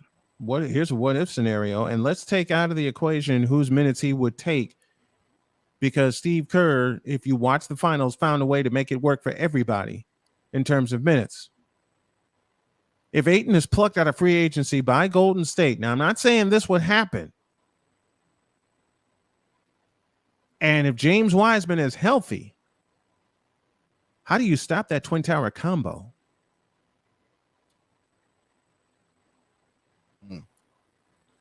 Or do you have one playing with the main unit and one playing with the second unit? And to borrow from the late great Keith Jackson, you know one thing about the Warriors very well. They run.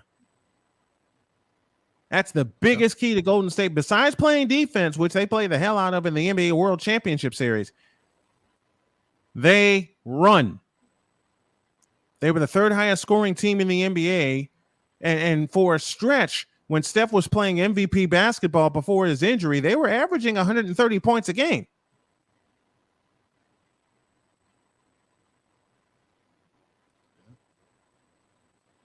So it's not a question of who would be a good fit. It is a question of where would he fit best. But it also is a question of how do you stop the champs from plucking him? Because he's a free agent. How do you stop the champs from plucking him? Because if anybody, Joe Lacob, Peter Guber, Bob Myers, they can find a way to use him. Remember DeMarcus Cousins? Yep. And they signed him. I'm not saying Ayton would be signed to the mid-level exception. No, he's much younger than DeMarcus Cousins, but doggone, he's got the skills. That's a conspiracy theory for you. DeAndre Ayton in Golden State. Do you know how much complaining would happen? You know how much the fans would complain, because they complained when they signed DeMarcus Cousins.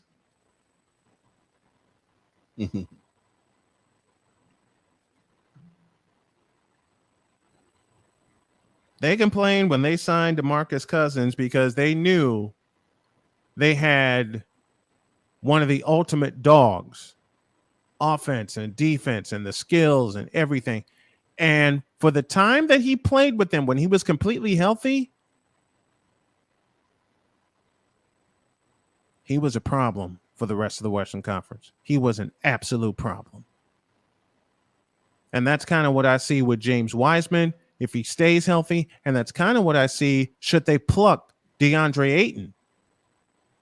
Because now, where does he fit with any team in the East? Let's say good morning to the Information Man show. They say peace and respect to y'all, and peace and respect to everybody that's in the chat with us.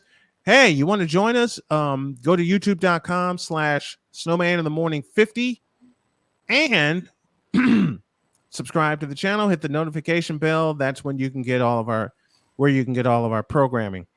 And what I'm also doing is working in a call-in number and a call-in segment. I may be able to premiere that after July 4th. We'll see what happens.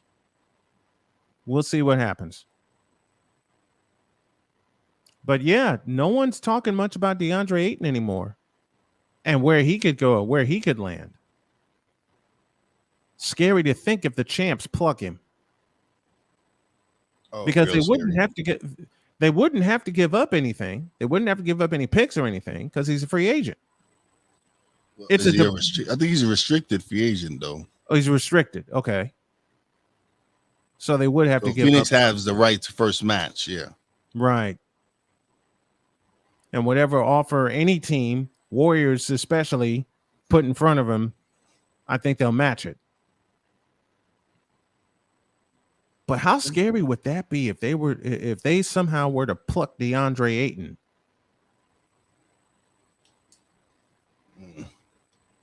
How frightening would that lineup be? Oh, it'll be scary, definitely. And they keep their core together. Because Bob Myers ain't afraid to spend money. Bob Myers is not afraid to pay his players, especially now with 4 championships in 8 seasons. And the only 2 seasons they didn't compete, they were beat up. They were injured.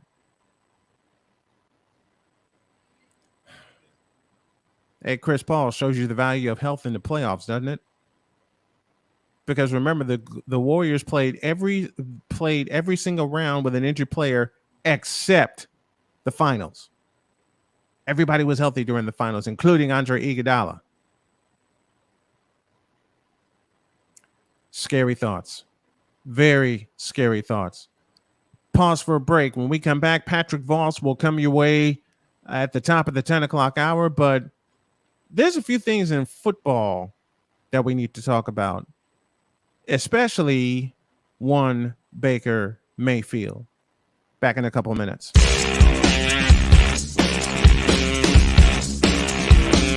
This is Snowman in the Morning.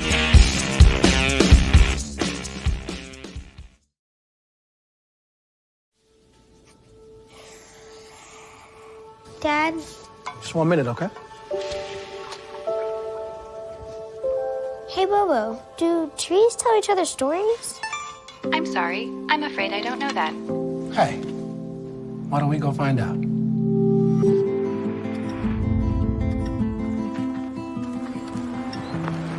Listen. Do clouds take naps? I couldn't tell you.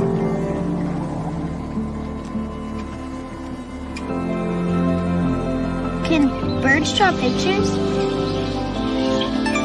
I don't have an answer for that. Dad, do stars visit their friends? Look!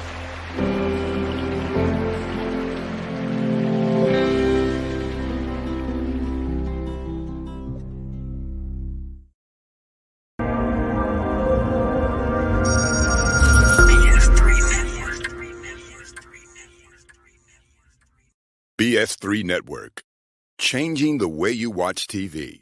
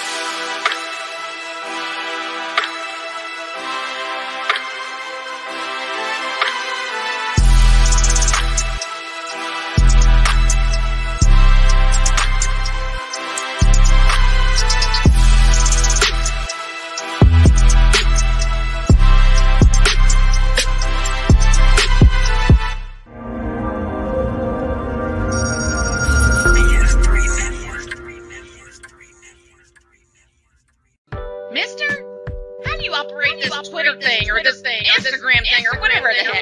You're supposed to know all this stuff. Anyway, welcome back to the show. Official SIT Morn is the ID that you need. Official SIT Morn. 5 minutes before the top of the hour. Snowman here with you. YSL Jefe riding shotgun. And got Patrick Voss scheduled to be on the way at 10:05. Chris Dietz at 10:35. If there are any adjustments, you'll know about them here on the fly. How's the sound, everybody? Is the sound better? Because I made an adjustment, and I'm going to continue to make that. I'm going to continue to make that adjustment. Everything's coming through clear on this side. I just want to make sure everybody can hear it there. Do me a favor. Subscribe to the YouTube channel, youtube.com/c/snowman in the morning 50. And check us out on BS3 TV. Now, I said I'd talk a little football. And as I have Chris Dietz coming in a little bit, with the whole Deshaun Watson thing, and it's a thing, a big one, going on right now, where's this leave Baker Mayfield? I tuned into a couple of shows yesterday, Maggie and Perloff being one, and they're starting to become a real guilty pleasure listening to them. Dietz says sound is good on this end. How's the sound, everybody? Let me know. Thank you, Dietz. Where does this leave Baker Mayfield? Because you would think with the signing of Deshaun Watson, even though the Browns knew what they were getting into, and yet they want to say they didn't.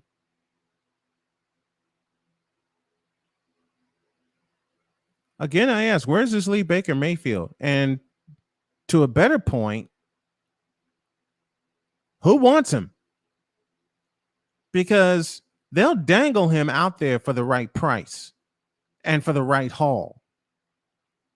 They'll dangle him out there in a heartbeat.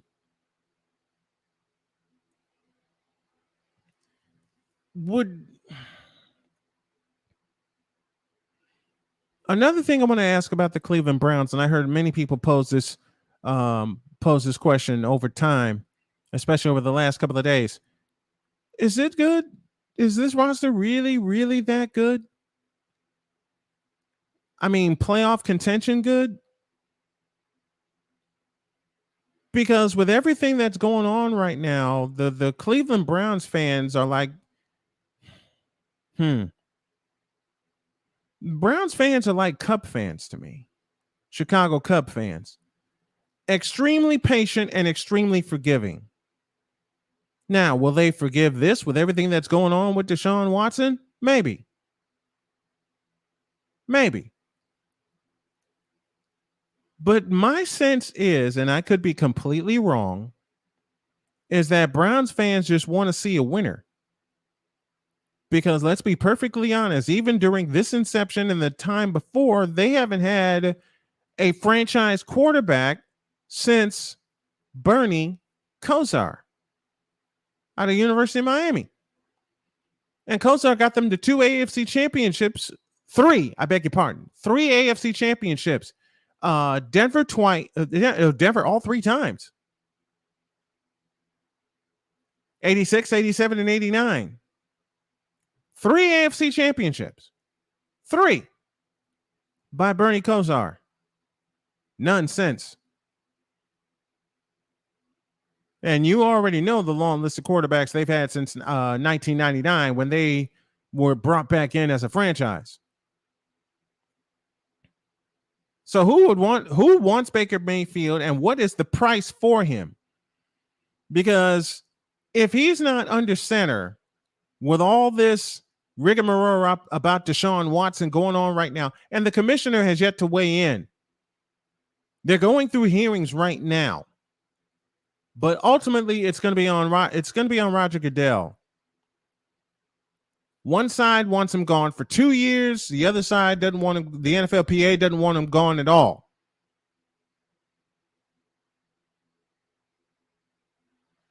Which way does this play? You know, Chris Dietz in the comments. 2 years ago, they were a missed face mask away from knocking off the eventual world champion Kansas City Chiefs. Yeah, that they were. And it was a horribly missed call. Horribly missed. All right, we're at the top of hour number 3, and it begins right now. I can't do it. We'll do it live. Do it live! I'll write it and we'll do it live. Mister, will you please wake up? And it gives us a little extra weight. Roger Craig, still speed, still running. What a run by Roger Craig. You'll never see a better one than that. From 46 yards. He has that thing of getting those knees high and keeping the shoulders low. And he makes every team look like they're bad tacklers. Watch the way he gets that high knee action, keeps those feet going like 2 pistons. Then, at the same time that the knees are going high and keeping going, the shoulder can get low to take on a tackler. This is Snowman in the morning. Hey, this promises to be fun. Can't wait. Are you kidding me? Do you believe it? 10:01, 1 minute after the hour. We're inside of hour number 3 here on Snowman in the morning, and thank you all for joining us. Snowman here with you. Patrick Voss is on the way, but Patrick Voss was sick last week, and I haven't heard back from him. I don't know if he'll be able to go today because of his illness. I'm going to get a hold to him right now and see if he's ready to come aboard. But just in case that he can't come aboard today, I have Chris Dietz standing by. So Dietz, stand by for me, buddy. But I want to get Patrick Voss back onto the program. What in the world?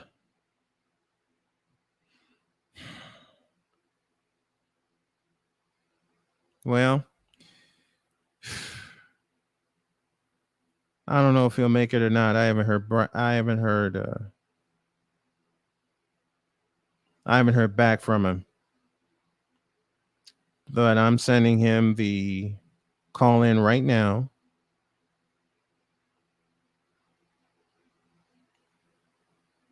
At least I'm trying to. Okay. Well, we were talking Baker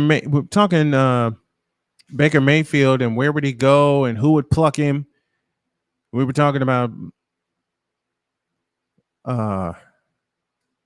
who would want Baker Mayfield and what's the price for him. What would be the price for Baker Mayfield? And the other question would be, is he worth that price?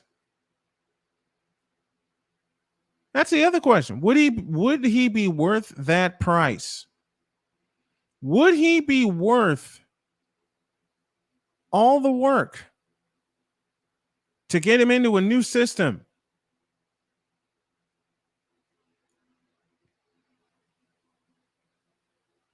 Would he be worth all that work getting him into a new system and learning new teammates and everything? Because let's face it, the Baker Mayfield experiment in Cleveland has failed and failed miserably. The Baker Mayfield experiment in Cleveland has failed. And no one wants to point that out. No one wants to say that aloud.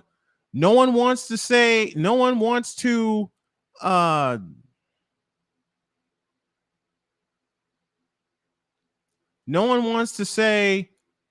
that he didn't live up to expectations. And you know why? Because of one season, which was the COVID season.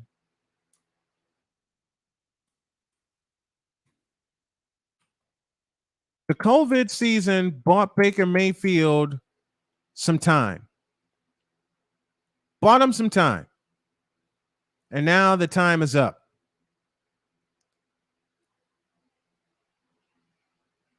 The time is up.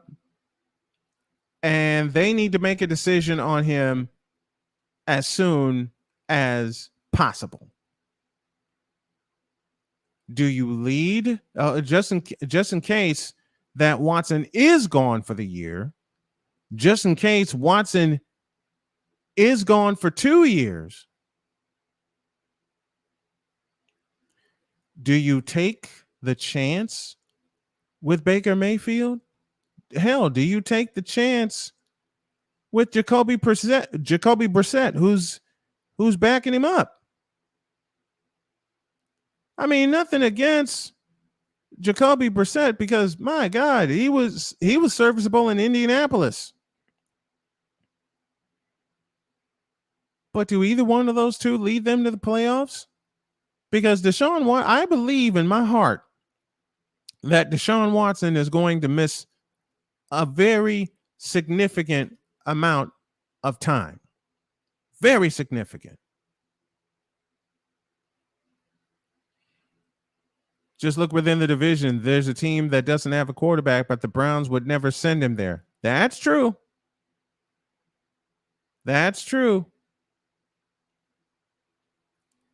Matter of fact, Deets, come on and hop on.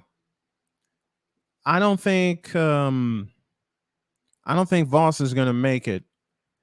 And I'm not saying that because I think Voss is still sick, because I have yet to hear back from him. And Patrick, I hope you get well, and I hope you get better very, very soon. I miss having you on. And I mean that. I miss having you on. So I think I'll bring Deets aboard for this hour. We will continue to take our scheduled breaks.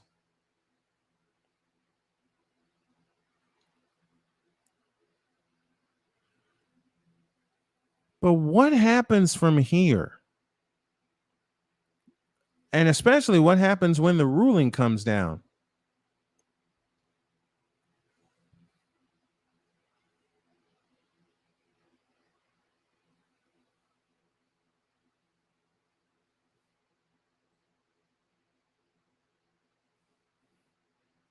Because now you have Baker Mayfield flapping in the wind.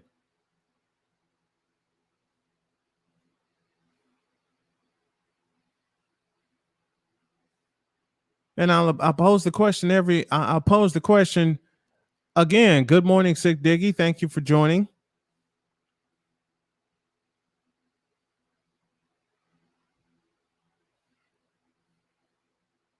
Who wants him and who would pay for him?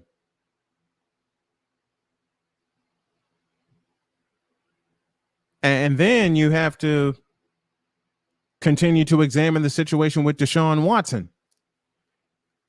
It's what Dietz just said a moment ago. Just look within the division. There's a team that doesn't have a quarterback, but the Browns would never send him there. Yeah, they wouldn't. Because they don't want them to succeed either.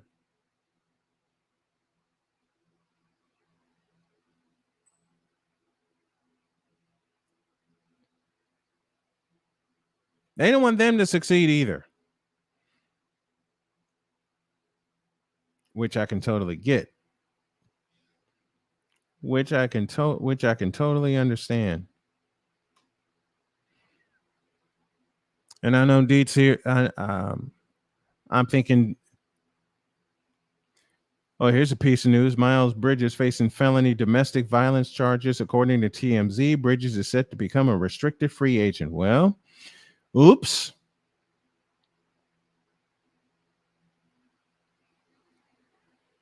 Oops.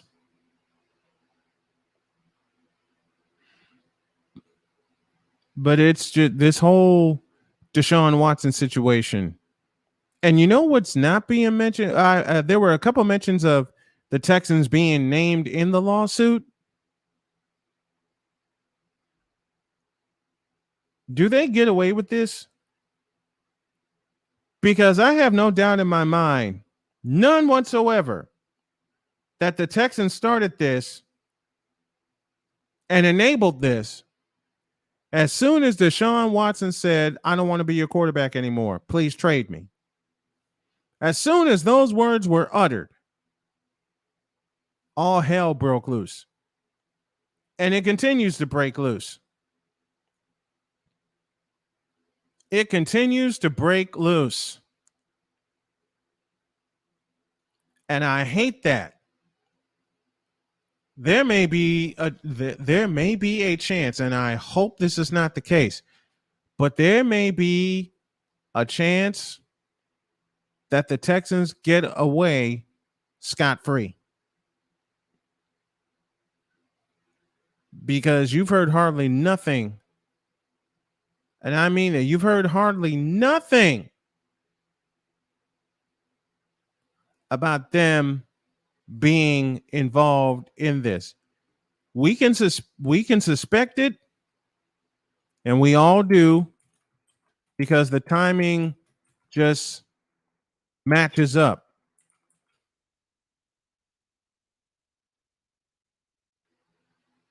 But again, and I hate saying this, I really, really hate saying this.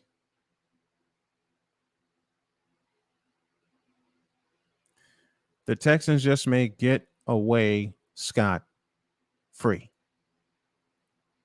And I hope that's not the case. They need to be punished. You know, Dietz already said it. They need to be punished twice as long as whatever suspension Deshaun Watson gets. Twice as long. Because they initiated this stuff. They started all this. And now I got Chris Dietz on the line with me. Good morning, sir. Good morning, Snowman. How you doing? You look about as sleepy as I feel. I feel great. Today is going to be an absolutely great day from start to finish, and it's just getting started. Yeah, you're here with me. Here with me. And I don't know what problems you had. I don't know what problems you had with Facebook, but it's about to get worse tonight. Oh, I can't wait. Facebook is going to explode when we get on the air tonight. Good. 9 p.m. 9 p.m. tonight. The Fifth Down Sports Show. I know we're a sports show, but we are taking on the man, the myth, the mouse. We're taking on Mickey, and we're going right at Disney, and we're going to take them down with all our might tonight. Good. Andrew's in the house. He says good morning. Sig Diggy says good morning, Andrew. Okay, man. And you said Houston's going to get away scot-free. They're not getting away scot-free. And I'll say this right now: the Fifth Down Sports Show will not let them get away scot-free. Good. They're number one on our crusade. If Roger Goodell thinks he can slip one by, because he can slip one by the rest of the media, because the rest of the media doesn't even care. Yeah, he's trying. We will stay on them until something happens, because it's ridiculous. And I agree with your punishment idea. Whatever Deshaun Watson gets, the Texans need to get twice that, because they started all this. No one will say it. No one will say it aloud except us, and except the folks at Fifth Down Sports Show, which this football season will begin to be live on SDM Sports Network and SDM Sports Radio. Hell, I may even pick it up tonight. We'll see. But dude, they better not get away with this. That's all I gotta say. They better not get away with this. Because if they get away with this, there's going to be a riot. And not only should there be a riot, there should be a bunch of boycotts going on too against the NFL for seeing this one-sided. Roger Goodell, we said it last week, and anybody who wants to know about the Deshaun Watson, just go watch Cole and I discuss Deshaun Watson for about an hour last week. Mm-hmm. And you'll get everything you need to know about where this punishment is going to drive some aspect of the country crazy. It's either going to drive women crazy or it's going to break along racial lines, because there's what was the question you posed why last Deshaun week? Watson should get Deshaun Watson. I watched a lot this weekend of commentators just like us that have been throwing out ridiculous theories and saying Deshaun Watson should be comments. Deshaun Watson should be banned for life. Deshaun Watson should be punished this hard. And you have to sit there and go, do you understand that there was a quarterback that did worse than Deshaun Watson, and he got 6 games? Only 6 games. 6 games. Yeah. And it was mitigated down to 4 games. And they want Deshaun Watson gone for 2 years. If you want Deshaun Watson any more than 6 games, you have to explain to me why what he did is worse than what Big Ben did. And people will say, "Oh, Big Ben was never convicted." Guess what? Deshaun Watson's never been convicted either. Wasn't convicted either. He has been adjudicated twice in criminal court. No one's talking about anything criminal here. Okay, and Deshaun Watson has repeatedly denied. It's a he said, she said. Him settling cases, I'm still, went back and forth on this last week. I'm still suspect of these settlements, because I believe, and I don't have any facts of this, but facts be damned right now. It's what we believe. And what I believe is that the NFL got into Deshaun Watson's people and said, settle these cases before the season starts. Because otherwise it makes no sense. Too. That's the only thing that makes sense to me. Mm-hmm. But we're not going to see any proof of that. We're not going to see any evidence of that. We're not going to see anything that leads to that either. Nothing. We're not going to see any of that. It's all and what's even more horrible than that, you can almost classify this as a cover-up, can't you? That's what gets me. The cover-up is worse than the crime. But you're telling me that this has gone on since 2017 and the Houston Texans knew nothing? No one reported this to anybody. I'm not buying the that. The Houston Texans head of security was able to draw up disclosure papers to potential masseuses, but the Houston Texans had no idea this was going on. But the head of their security was drafting paperwork for Deshaun Watson. Come on. The whole thing. The classic line comes here. What did you know and when did you know it? Mm-hmm. This whole thing. And that's what gets everybody. This will go back. This will go down to the exact same way Ohio State took down Urban Meyer. Mm-hmm. It's not enough to say we had no idea this was going on. Because if you didn't know, you should have known. Mm-hmm. And if you did know, what did you know? When did you know? And what did you do about it? Because there's no way that all of a sudden this pops up. All of a sudden, 24 women land on the doorstep of the neighbor to Cal McNair. There's no way that happened. That doesn't happen. And that's the way they're trying to spin it. That's the way they're trying to spin it, though. That's exactly the way they're trying to spin this.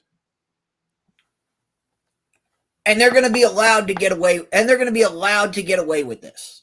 Yep. And we're here. We're going to call people out.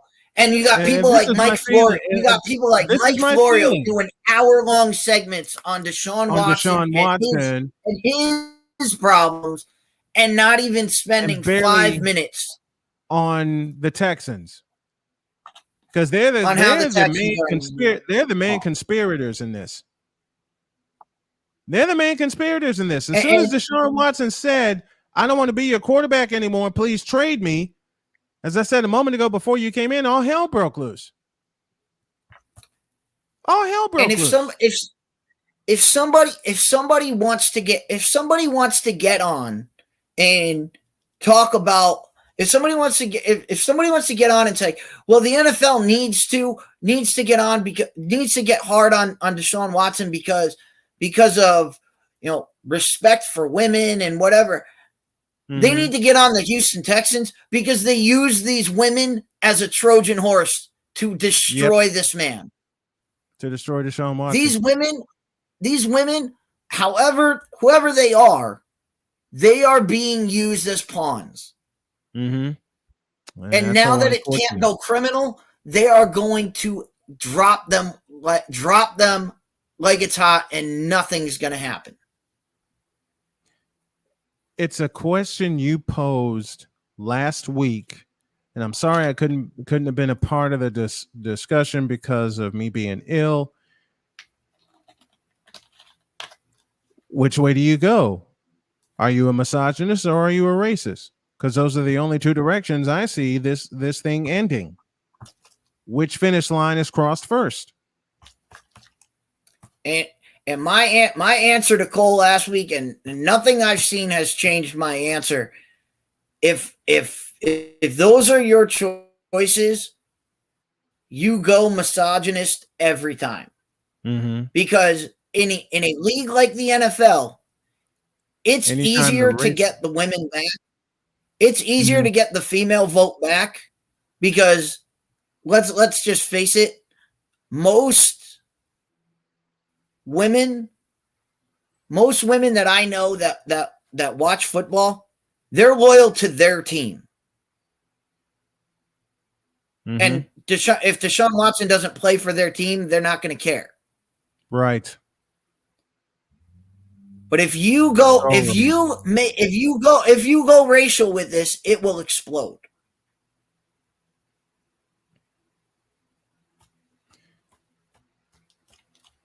Here's a comment for you.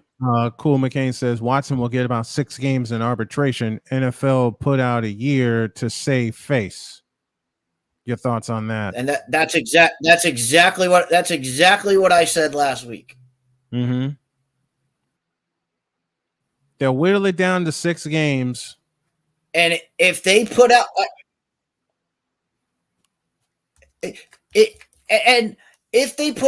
any suspension that comes out, if the NFLPA doesn't arbitrate it down to half of whatever the league says, if they don't cut it down to half, the NFL players need to find new representation because this is ridiculous. And where has the NFLPA been for this entire process? Where has the NFLPA been for this entire process in defending one of your clients? AB Media 83 in the house with us. Salute to him. You don't even have to defend him. You don't even have to stand there. You do not have to acknowledge that Deshaun Watson is guilty or innocent. Because none of that matters. The NFLPA needs to make sure the process is fair. That if you say conduct matters, if you say you're going to suspend Deshaun Watson due to the personal conduct policy, where is the personal conduct of the team? When does the team violate the league's conduct policy? That when is starting to look like the more of an if and not when. We're going to pause for a break. And when Deets and I get back, more on this case and where does it leave the Cleveland Browns. Remember, Clark Monroe at 11:05 talking all things NHL hockey. But I got Deets for right now and more on NBA free agency. This is Snowman in the Morning with Cole Johnson. Back in a flash.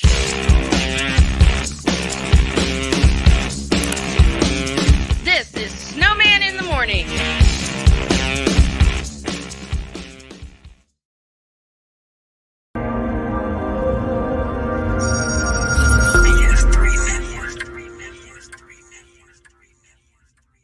BS3 Network. Changing the way you watch TV.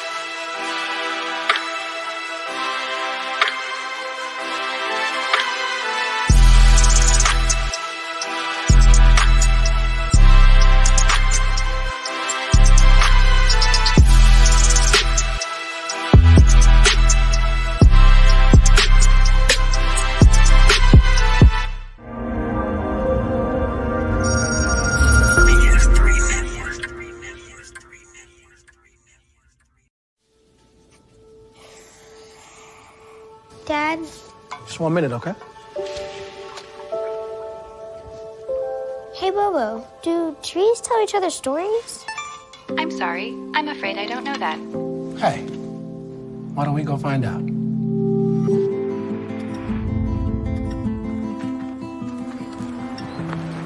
Listen.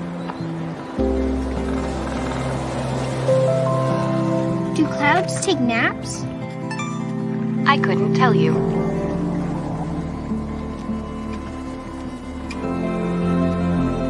Can birds draw pictures?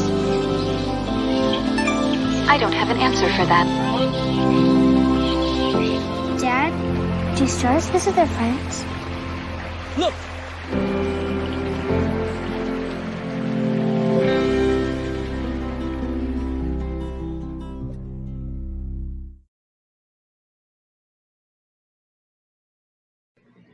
LeBron James is trash as a basketball player. Wow. I will say that one more time. You said it so easily. I've been saying it for 20 years. It just came fluidly out of your mouth, like it just flowed like waters of the of a fall, just dropping off a cliff. Oh, you mean this sentence right here? Quote. LeBron James as a basketball player is pure, unadulterated trash and has been for 20 years. Close quote.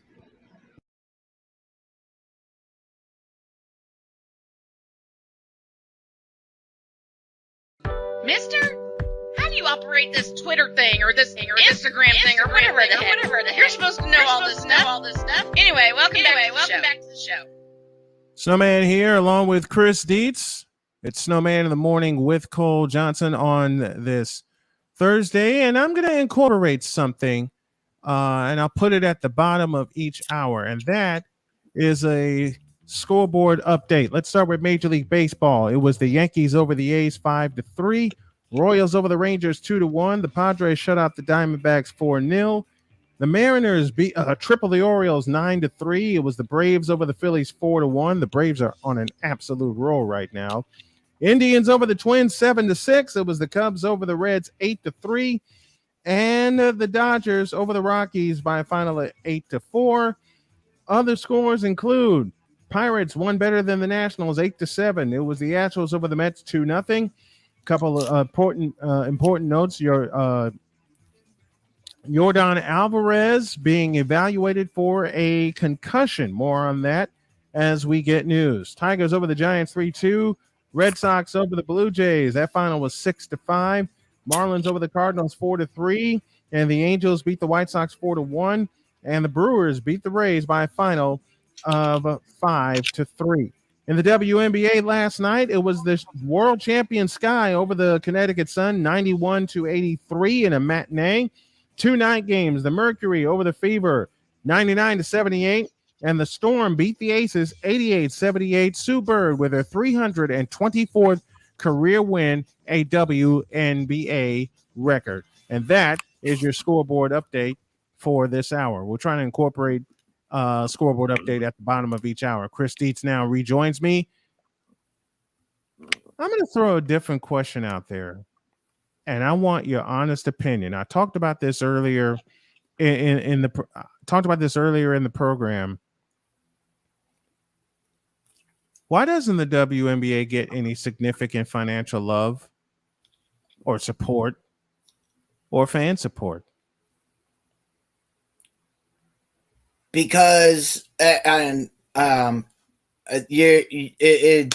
you want the honest answer, or do you want to stay on the air? Because what I'm about to say, you might have government agents coming in from the rooftops.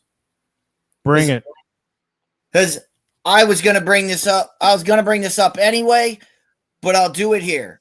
And I will give a challenge to anybody in the chat, anybody listening, anybody at Disney and ESPN that I know that they're listening, because they listen to everything and they respond to everything. They do. I'm about to say something that no one else on the planet has the intestinal fortitude to say live on any air. Because Title IX is the most destructive thing to ever happen to sports. Mm. And it is undoubted in my mind. I will tell you this. I went to Springfield College. Okay. If you don't know where Springfield College is in Massachusetts, all right, it's the birthplace of basketball. As much as Kansas wants to try to steal James Naismith away, James Naismith created basketball at Springfield College. Mm-hmm. It also is the place where Title IX was created, and most of the work on it was done at Springfield College before it was brought to Washington to be made into a law. Title IX is the most destructive thing to ever happen to sports. And look up the history. Okay. And we are coming off the weekend of where it was celebrated nationwide as the greatest thing to ever happen. Mm-hmm. Title IX absolutely killed sports. It killed more dreams than it started. Really? When you look back on the history of Title IX, what Title IX is great, okay? It's a great stepping stone for women, but the way it's worded is it is worded in the law that it says equal opportunities have to be available for male and female athletes. Mm-hmm. Sounds good, right? Yeah. Everything sounds good in theory until you look at the actual wording. It's not equal sports. It's equal opportunities. Mm-hmm. Here's why that word's important. You have sport. All right, you have fall sports. Just take fall sports. You have a men's cross country team. You have a female cross country team. Mm-hmm. Same amount of opportunities, right? Soccer, same thing. Yep. Here's the problem. If you want to have a football team, how many people are on a field? How many girls are on a field hockey team? Maybe 20. Show me a female sport. In order to play football, you have to have 22 bodies. Just to play. Yeah. 11 offense, 11 defense, plus a kicker. Just to play the game, not including backups. So you're talking 55 people on a football team. Mm-hmm. So because it's opportunities, you now have to find female sports that you can add in that add up to those 55. Those 55 male athletes, you now have to find 55 women. And you cannot add male sports to that. So if you have a female gymnastics team, the male gymnastics team is a club. If you have a wrestling program, when Title IX came in, almost everybody that wanted to comply canceled their wrestling programs. What? Canceled their swimming, made their swimming programs no longer active because you have to get enough female participants to make up for football. Which goes back to the word you outlined, opportunity. So again, it was a great idea in theory, and people used it to absolutely destroy. There are many programs that were cut, made to be no longer collegiate sports. They were now club sports because of Title IX, because you had to, it wasn't, hey, if you have a football team, you have to have a field hockey team. No, it was, if you have 55 players on your football team, you have to find 55 female athletes to fill those spots. The wording of it was absolutely atrocious. And that's why they're not. That's one of the many reasons that Title IX is a disaster. Wow. But you'll never hear anybody talk about that side of it. Because if you do, you will get shot down. If you do, you will get every group in the country and slandering you instead of arguing the facts. they will slander. They will slander. If anybody from that network were on with me right now, they would slander my character unbelievably, and say, oh, I'm just sexist and I'm racist and all of those words they would add to the end of my statement. And it's like you said, and thank you for alerting me, they won't look at the language. They won't look at the words. No, they won't look at the words. We're not saying, listen carefully, we're not saying Title IX is not a great thing, but the wording thereof is not great. It's like anything.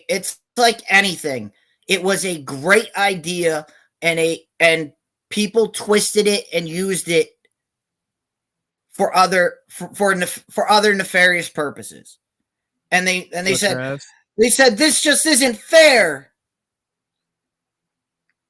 This just isn't fair. There's more male athletes than female athletes. Well, duh, you have a team that has 55 people on it. You don't have a female sport that has 55 people. Right. And anyone that tried to bring this up was shot down, was told, no, that's not fair. And it happens every year we talk about college athletics, because when you talk about the NIL and all the pay, whenever anybody brought up payments to athletes, you saw that side say, well, what about Title IX? If you pay the male athletes, you have to pay the female athletes. No female sport makes the money that football does. No collegiate sport makes the money that football does. So it's not going to be fair. You can't pay a college football player the same as a college tennis player, because they don't bring in the football brings in the revenue that supports every other sport. So you're gonna that was what was holding back paying athletes for all of these years was, well, you have to make it fair. You have to pay every athlete the same. And everybody was like, there's no way if you do that, you'll go bankrupt.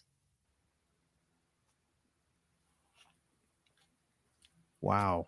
So that's I'm getting an education on Title IX. I'm in favor of it, but now that the language aspect has been brought up, wow. If you just left it as you have to have equal programs. That's all you have. That's all you had to do to make it compliable. To say, hey, if you have a sport for women, you have a sport for men, and we go and we move on. Right. And those are equal opportunities. But you can't sit there and tell me that because you have a football team, you have to have 3 different women's sports. And if you look at the history, there were many programs that were cut, ice hockey teams that were cut, wrestling programs, all non-fundable programs. Colleges had to get rid of them because they couldn't meet the requirements. Wow. And it's sad. It's a sad thing. But then you'll get people like, and you were talking about this last Friday of why people weren't tuning into the NBA draft. And right when you got off the air, of course, on Sports Center, they had the host of the NBA draft on, Malika Andrews. And she got on the air and started crying and saying, on the heels of the 50th anniversary of Title IX, we have to deal with this Supreme Court. And I'm like, this is Sports Center. This is why no one tuned into the draft. you had this person on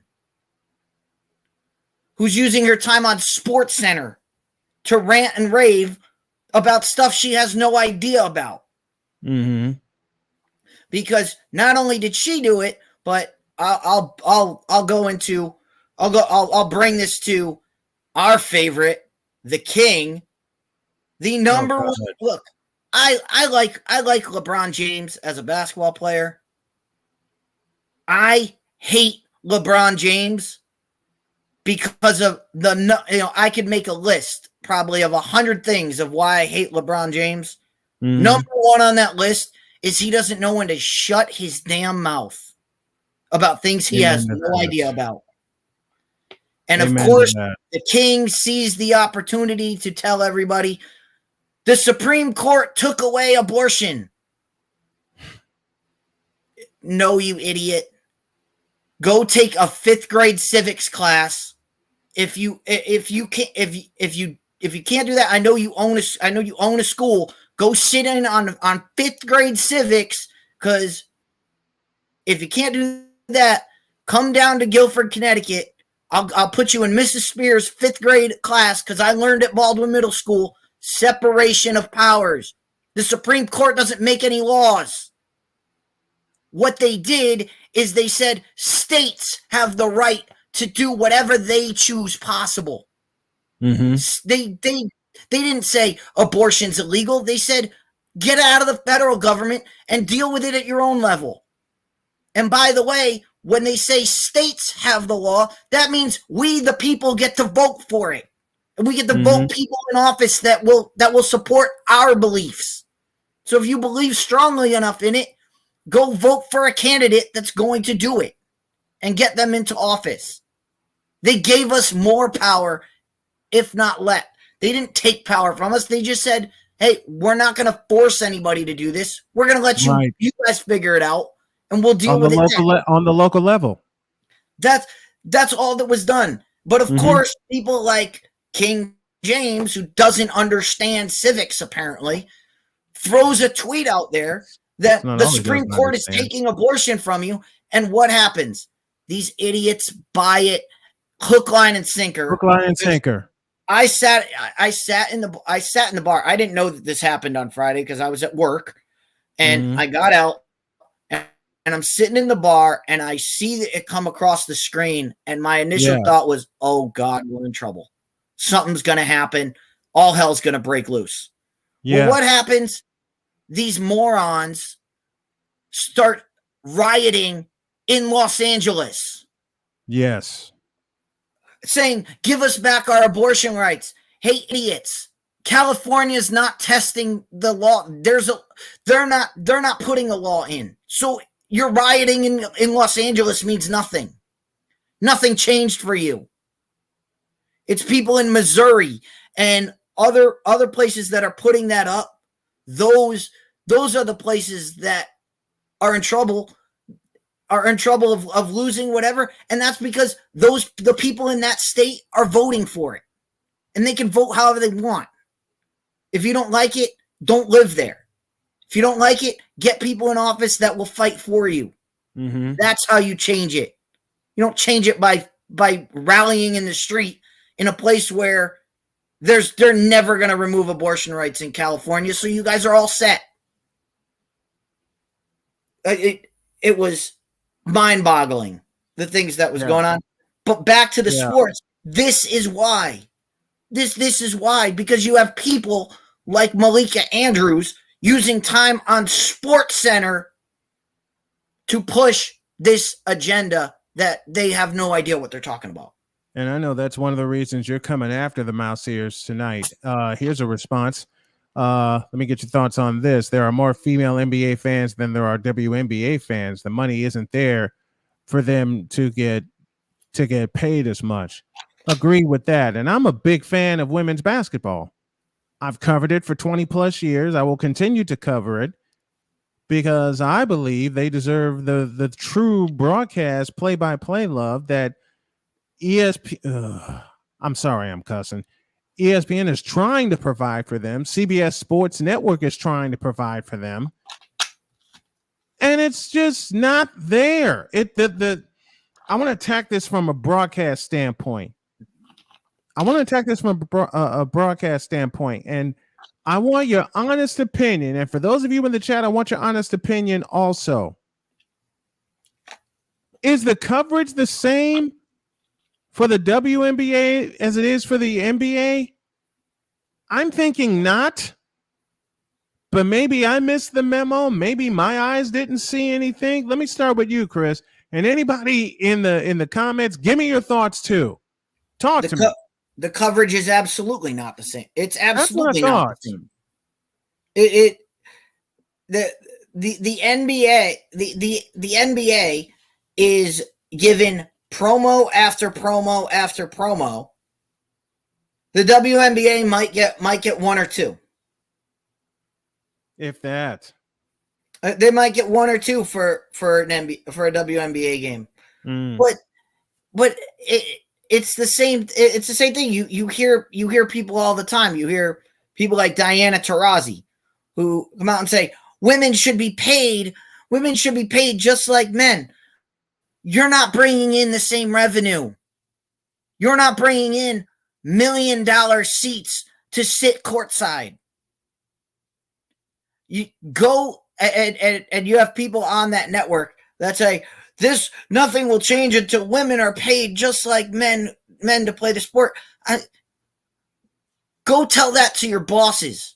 Go tell your bosses they need to pay the WNBA just as much as they pay to put on the NBA. They'll laugh you out of the room.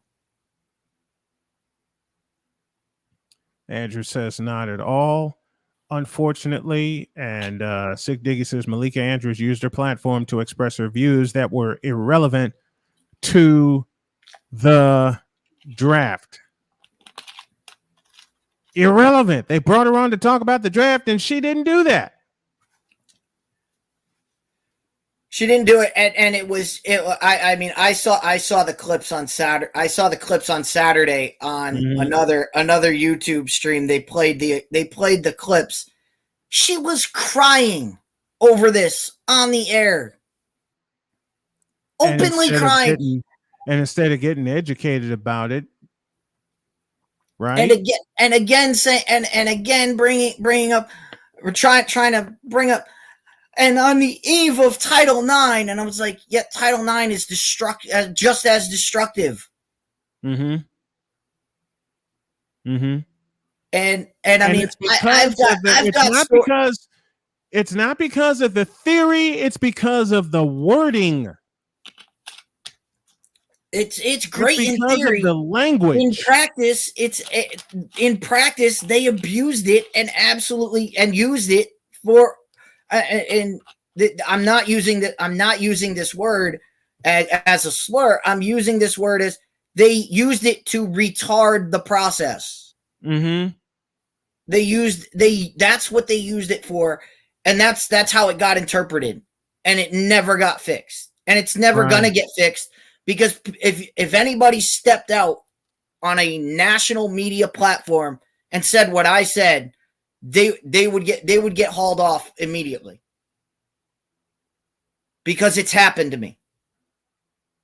In college, I had a class where we studied Title IX, and I stood up in the class and I went, "This is BS."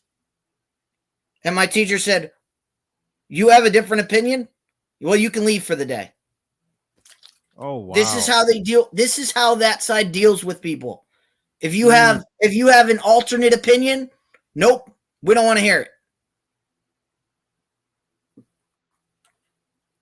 And it's why we're coming at. It's why we have a program tonight on Fifth Down. I'm going to promote it right now. We have a very special program. We're stepping out of the sports world because one of our other passions is movies, and one of the greatest movie franchises is getting absolutely pummeled by the people in charge, and they're going after the fan base. That's right. We're taking Star Wars, and we're taking it back for the people because Disney has ruined it. And not only did they ruin it, but their idea of, hey, let's have open and honest discussion is to call all Star Wars fan. Well, if you don't like the new Obi-Wan Kenobi show, you're just a racist and a sexist. Oh my gosh. Are you kidding me? You can't slander your main fan base and then expect people to like you. Oh, I don't care I don't care what people say. I don't care if people like the show. I don't care if people didn't like the show. You cannot slander your entire fan base and then go, well, I don't understand why people don't like our show. They don't like your show because you called them racist and sexist right off the start. It's just utterly laughable the way these people deal with criticism. If you criticize our program, well, you just don't like it. You just don't like it because you're a racist. No, I don't like it because the character sucked.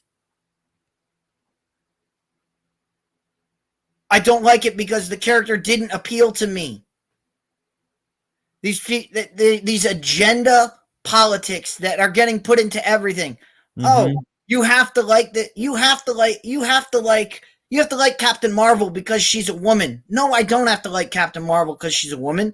And no, I didn't like the movie Captain Marvel, not because of anything Brie Larson did. It's because you screwed up the movie. And you made it stupid. Take a look at this. Listen here. I'm a black man, and I thought Reva sucked bad. Thank you. There you go. Thank you, AP Media. Salute. And we are going to have. I already have lined up. I already have 3 guests lined up. We may even get one more. But brother Tom may come on my show, and I'm dead serious. I have spent a week and a half trying to put this together since the last episode of Obi-Wan came out. I've been racking my brains, and then all of a sudden Disney put out this garbage that called all Star Wars fans racist. I said, all right, we need to address this on my show. So I've got people coming on. I can't say what they're going to say because we don't do that on my program. I've been watching these YouTube programs where I've been searching for a positive review of the Obi-Wan series. I've watched 25 different YouTube streams. Not one positive review. Wow. And yet I have watched, I've seen the media coverage of Obi-Wan. Oh, it's such a great show. The Star Wars fans just don't understand it. No, you don't understand it because when it's 25-0 as of right now, clearly you're not hitting the message with your audience. And I know there's some out there. There you go. But I'm gonna have people force me to watch what doesn't interest me. Thank you. But these other sites that I've been watching, and they've been having roundtable discussions where everybody says the same thing. So it's like you watch these streams and it's like, all right, you all hated the show. What more do we need to discuss? You all hate it, so it's just going to be hate-filled. We're not doing that on my show. I have no idea what my guests are going to say. I have no idea whether my guests like the show or not. I know how I felt about it, and I know it did not appeal to me. I was not impressed with it, and we're gonna talk about that. But we're more going to talk about just because we didn't like the show doesn't mean you go to the extreme of calling me a racist because I didn't like Reva or her character. Or I didn't like her in the people didn't like her because she was a strong female. No, you had a strong female character in The Mandalorian and you got rid of her because she liked Trump or whatever the hell she did. You got rid of Gina Carano because of her political views. But because of my views, you're gonna call me? Come on. You pulled Luke Cage because he's married interracially. And they yanked Luke Cage for that dumbass reason. And Luke Cage is a great show, by the way. Oh, wonderful. Anybody out there that needs to watch. Luke Cage Luke was Cage. great. And the first season, every episode is named after a Gangstar song. Mhm. It's the little things. You're like, oh my God, this is awesome. Yeah. I love Luke Cage. Love Luke Cage. And they pulled it for that dumbass reason? And now that it's Marvel and now that it's on Disney Plus, you'll never see Luke Cage again. No. You'll never see him again. No, it's behind a paywall. And I hate content behind a blankety blank paywall. Disney's a paywall that's gone AWOL.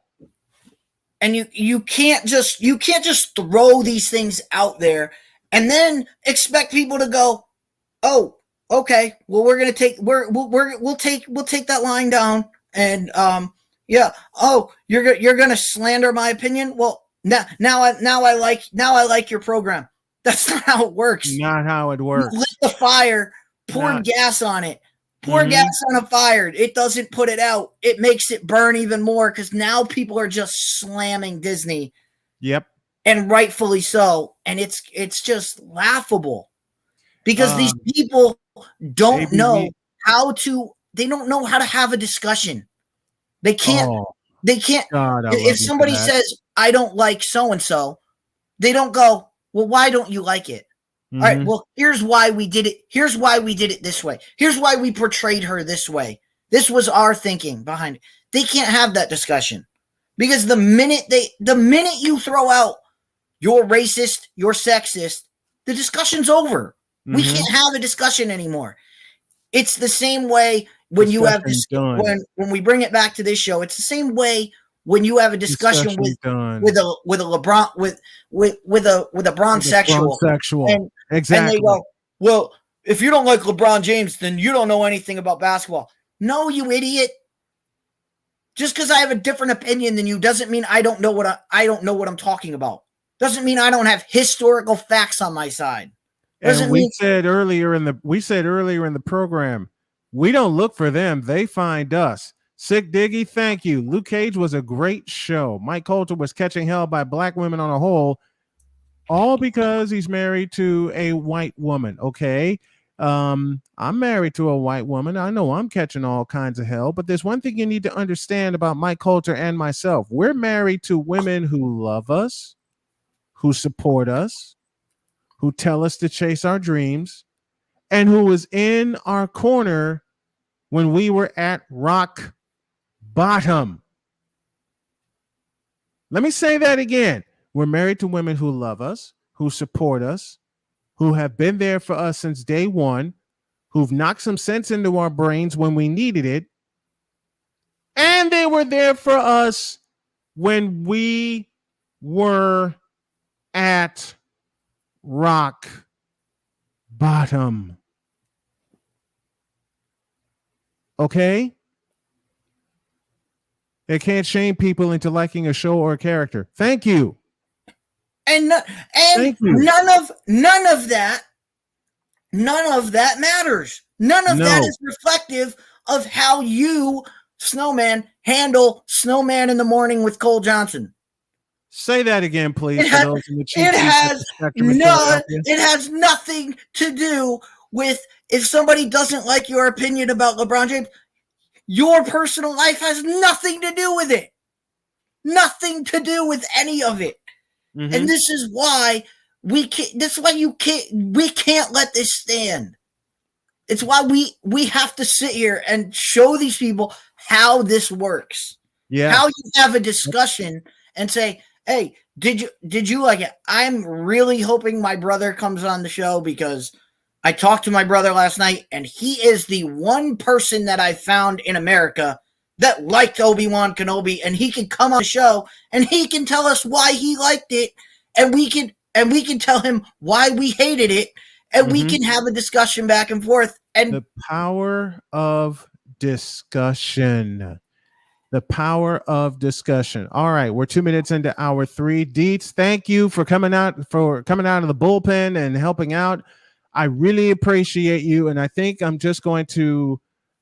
I'm going to clear the 9 a.m. hour from here on out on Thursdays and have you on, and we'll do it that way. Does that sound good? Absolutely. And I have a request. Yes. For your promo maker there. Mm-hmm. I need some Keith Jackson in my life. Done. And Granddaddy of them all. And I have the clips. I know the clips I'm going to use for Keith Jackson. I have a few from over the years when he would broadcast SEC games. Because we're gonna do college football. We need the voice of college football to enter into the Deets hour. I got a couple of voices that I'm going to use. Gus Johnson is one, Brad Nessler's another, and of course Keith Jackson. Got to have Keith Jackson.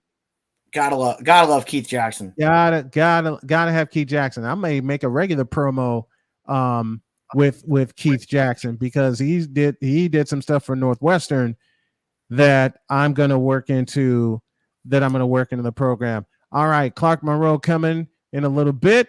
Deets, thanks a lot, my friend. I appreciate it. And 9 o'clock tonight for everybody that wants to hear it. We are going to have the Disney Roundtable. We're going to discuss Obi-Wan Kenobi, and we are going to discuss Disney and how they should be handling fans instead of slandering them. Thank you.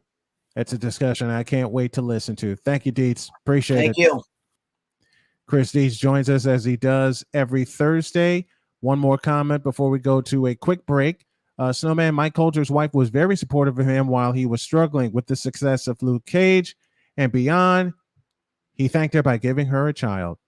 Well, Jody thanked me by giving me my children and my grandchildren. So to all you racist MFers, take that. And I mean it. Take that. When a woman stays with you and supports you all the way through, nothing you can't do. Snowman in the Morning on YouTube and BS3 TV, as well as the SDM Sports Network, SDM Sports Radio. And I got Clark Monroe with me right now. Let's bring him on. Clark Monroe, supporting the Blue Jays. What's going on, man? Absolutely. Just on my way to work, but I had to pull over to the side of the road for this. We got to get this chat in. I'm excited. We got to. Hey, congrats to the Colorado Avalanche for a 6-game conquest of the Tampa Bay Lightning. And the Colorado Avalanche were the best team in the NHL playoffs the entire time. Oh, absolutely. They were so dominant. And Brian, like, we look back at some of the moves that general manager Joe Sakic made throughout the year. A Stanley Cup champion and Conn Smythe winner himself. He took that knowledge on what it takes to win. He brought in some really key pieces throughout the year. I think of veteran guys like Darren Helm. I think of Andrew Cogliano. They brought in Darcy Kemper in the offseason to be their goalie. But they had to also have Pavel Francouz throughout the playoffs as well because Kemper got hurt. So the depth that they had throughout the entire organization, not to mention their amazing defensive group with Cale Makar and Devin Taves and all those guys. It was a winner from day one. A lot of people thought they would, and of course they came out on top when it mattered the most. What got me on the Avalanche bandwagon, the way they, for lack of a better term, destroyed the Edmonton Oilers in the Western Conference Finals. I mean, they made that look easy. Entirely too easy. And the problem with the Oilers is that, yes, they have those amazing superstars on their team, but all along it was going to be who's their secondary group that's going to come in and win a game. And, you know, with their goaltending kind of, I'm not going to say that it was bad in the playoffs, but definitely had its moments. And I think they just, you know, Edmonton's a team that hasn't quite been to that level yet. So I think this is a good step for Edmonton. But at the end of the day, Colorado was just ready to take that next step, and Edmonton wasn't. And we'll see. Colorado's got a really interesting offseason, though, Brian. That's going to be one thing to keep an eye on. They have a lot of free agents. So will they be able to run it back? It's going to be hard to say right now, but it's going to be like there's already starting things, like things are already starting to happen with the offseason. There's been a trade yesterday that kind of shook up the league a little bit. So I don't think GMs are going to sit around. And the draft being next week, a week from today, it's going to be fireworks, I think, for about the next 5, 6, 7 days. Man, we're going to have fun covering the NHL draft. Clark Monroe, our NHL and hockey expert, joining us here on the program. How about the runners-up, the Tampa Bay Lightning? 2 consecutive Stanley Cups, 3 consecutive trips to the Stanley Cup final. You know they're not going to stand pat. Well, no, and they're a team, like we talked about Colorado having a lot of free agents. Tampa has been such a well-built team for so many years now. Their team is still pretty much intact, so like they don't lose much next year. In fact, they made some trades so that they for sure don't lose much. They got Brandon Hagel from your beloved Chicago Blackhawks. I lost him Earlier this year. There we go. And they were able to get him on a contract where he's around. Hold on, I got a phone call there. Sorry about that. But the Lightning are built in such a way that they're going to be around. So I could very well see them being right back in this situation next year potentially. And we'll see what they do in the offseason. They might shake it up a little bit, but overall, this is the reason that they're so strong is because they've been built so well from the ground up, and their foundation is so strong. The full rebuild is on in Chicago. New coach, new regime, and everything. But you still have Jonathan Toews and Patrick Kane as your core. And as long as they're around, and yes, I was so mad at my organization with everything that came out and went down, but I'm a Chicagoan and I'm in love with my Blackhawks, and I want to see them compete next year with the new regime in place. You have Toews, you have Kane. Now you have to build around him again. Well, so that's a big question mark, Brian, going into the offseason, because Chicago is in a position with a new regime. And what happens, what happens when new regimes comes in, they make changes. So is this going to be a scenario where with 1 year left on their contracts, Toews and Kane, do they find a way to move those guys and start the next cycle of the Blackhawks? Because they do have some young guys. A lot of these young guys are in trade rumors, like Alex DeBrincat, who has no business being in trade rumors. None. Dylan Strome is kicking around. They got some young defensemen now. Seth Jones is kind of leading the way. So if they can find themselves a decently young goaltender kind of going into the offseason, and then maybe make a decision on Toews and Kane, maybe they just keep them and make one more push with them. I don't know. It's hard to say. But in their division, in the Central, I don't think that it's too far out of the question that they could, if they make the right moves, maybe be competitive again next year and see what they can do. Because the Central every year is a little bit different with the way Colorado's kind of running it right now, but everybody below them are kind of in flux. So maybe Chicago's right back in it. If they make the right couple of moves, they could be. And the goaltending is going to be a big key, because remember, Corey Carver was with them for 11 years. They got him when he was young, and he was able to deliver two Stanley Cups for Chicago. So it starts with Toews and Kane, but it also starts with the goaltending. Absolutely. Yeah, it does. And Kevin Lankinen is a solid young guy, but I think he needs a partner. And so if they can find somebody to do that, and they can find a few other guys to fill some holes that they had last year, I wouldn't put it past Chicago to maybe be competitive again next year for sure. Clark Monroe joining us here on the program, 11 after the hour, here in hour number 4, talking all things NHL. But we're going to switch to Major League Baseball, and those Blue Jays are going to be a problem the second half of the year. I called Blue Jays and White Sox in the ALCS, but the White Sox are so beat up right now. But best thing is, it's a 162 game season for both teams. And I really believe all the White Sox need to do is get healthy. You see it in spurts. Yep. They got to get healthy. And they are such a strong team, and their pitching staff is so strong when they're all healthy. And it's kind of a shame, because I've been keeping an eye on them, because I have a few of their guys in my fantasy teams that I'm working on right now. And it seems like they have all the right parts if they just are all together at the same time. Yeah. I don't know if they've had many games this year where their lineup has been 100%. So if they could just get back to that and then see where they're at, because again, in their Central Division as well, Brian, you know this as well as anyone, they should be right near the top of that division, no problem. So I feel like once they get healthy, look out for the White Sox.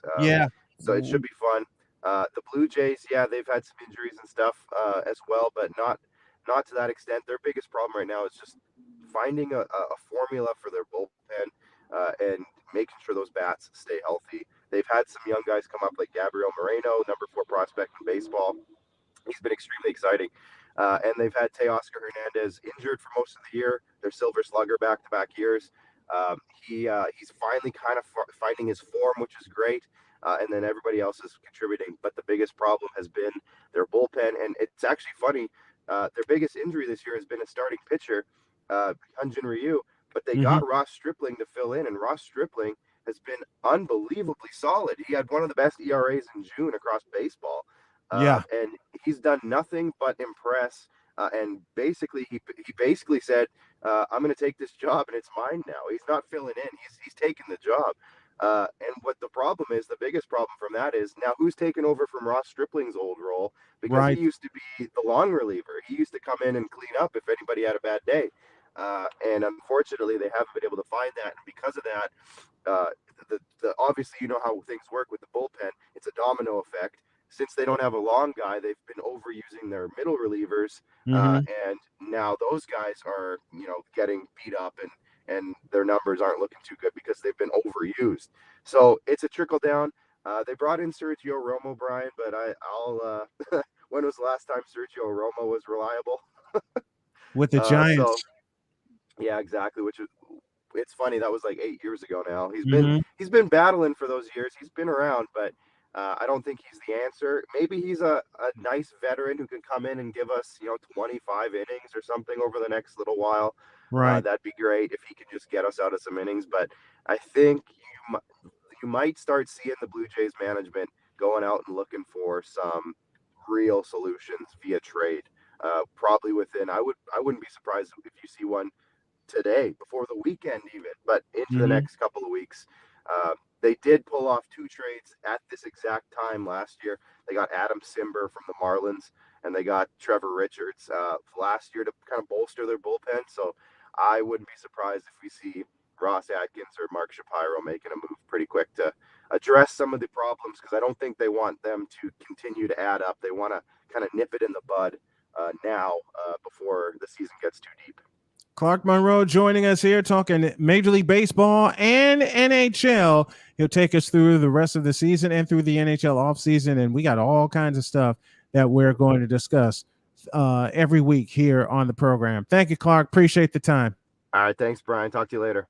Talk to you soon. Clark Monroe joining us. As always, we're going to pause for a break, and when y'all get back, I got some more stuff for you. Snowman in the morning, back in a flash.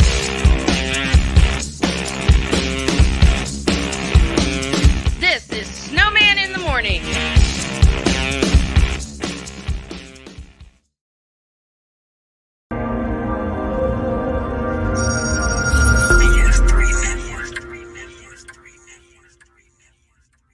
BS3 Network. Changing the way you watch TV.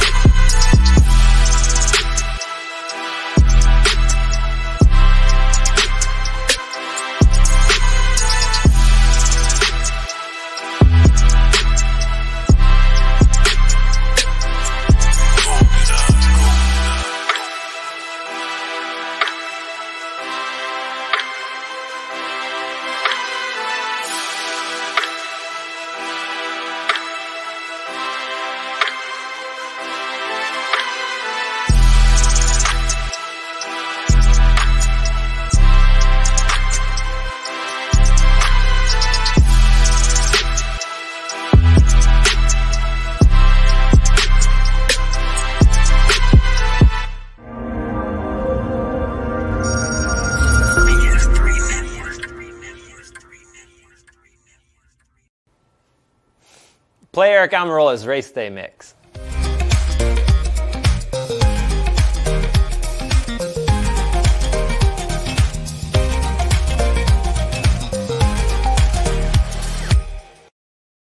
I can't do it. We'll do it live. Do it live! I'll write it and we'll do it live! Mister, will you please wake up?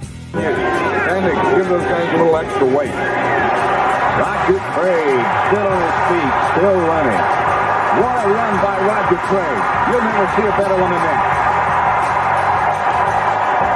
From 46 yards. He He has that thing of getting those knees high and keeping the shoulders low. And he makes every team look like they're bad tacklers. Watch the way he gets that high knee action, keeps those feet going like two pistons. Then, at the same time that the knees are going high and keeping going, the shoulder can get low to take on a tackler. This is Snowman in the morning. Hey, this promises to be fun. Oh, yeah. Can't wait. Are you kidding me? Do you believe it?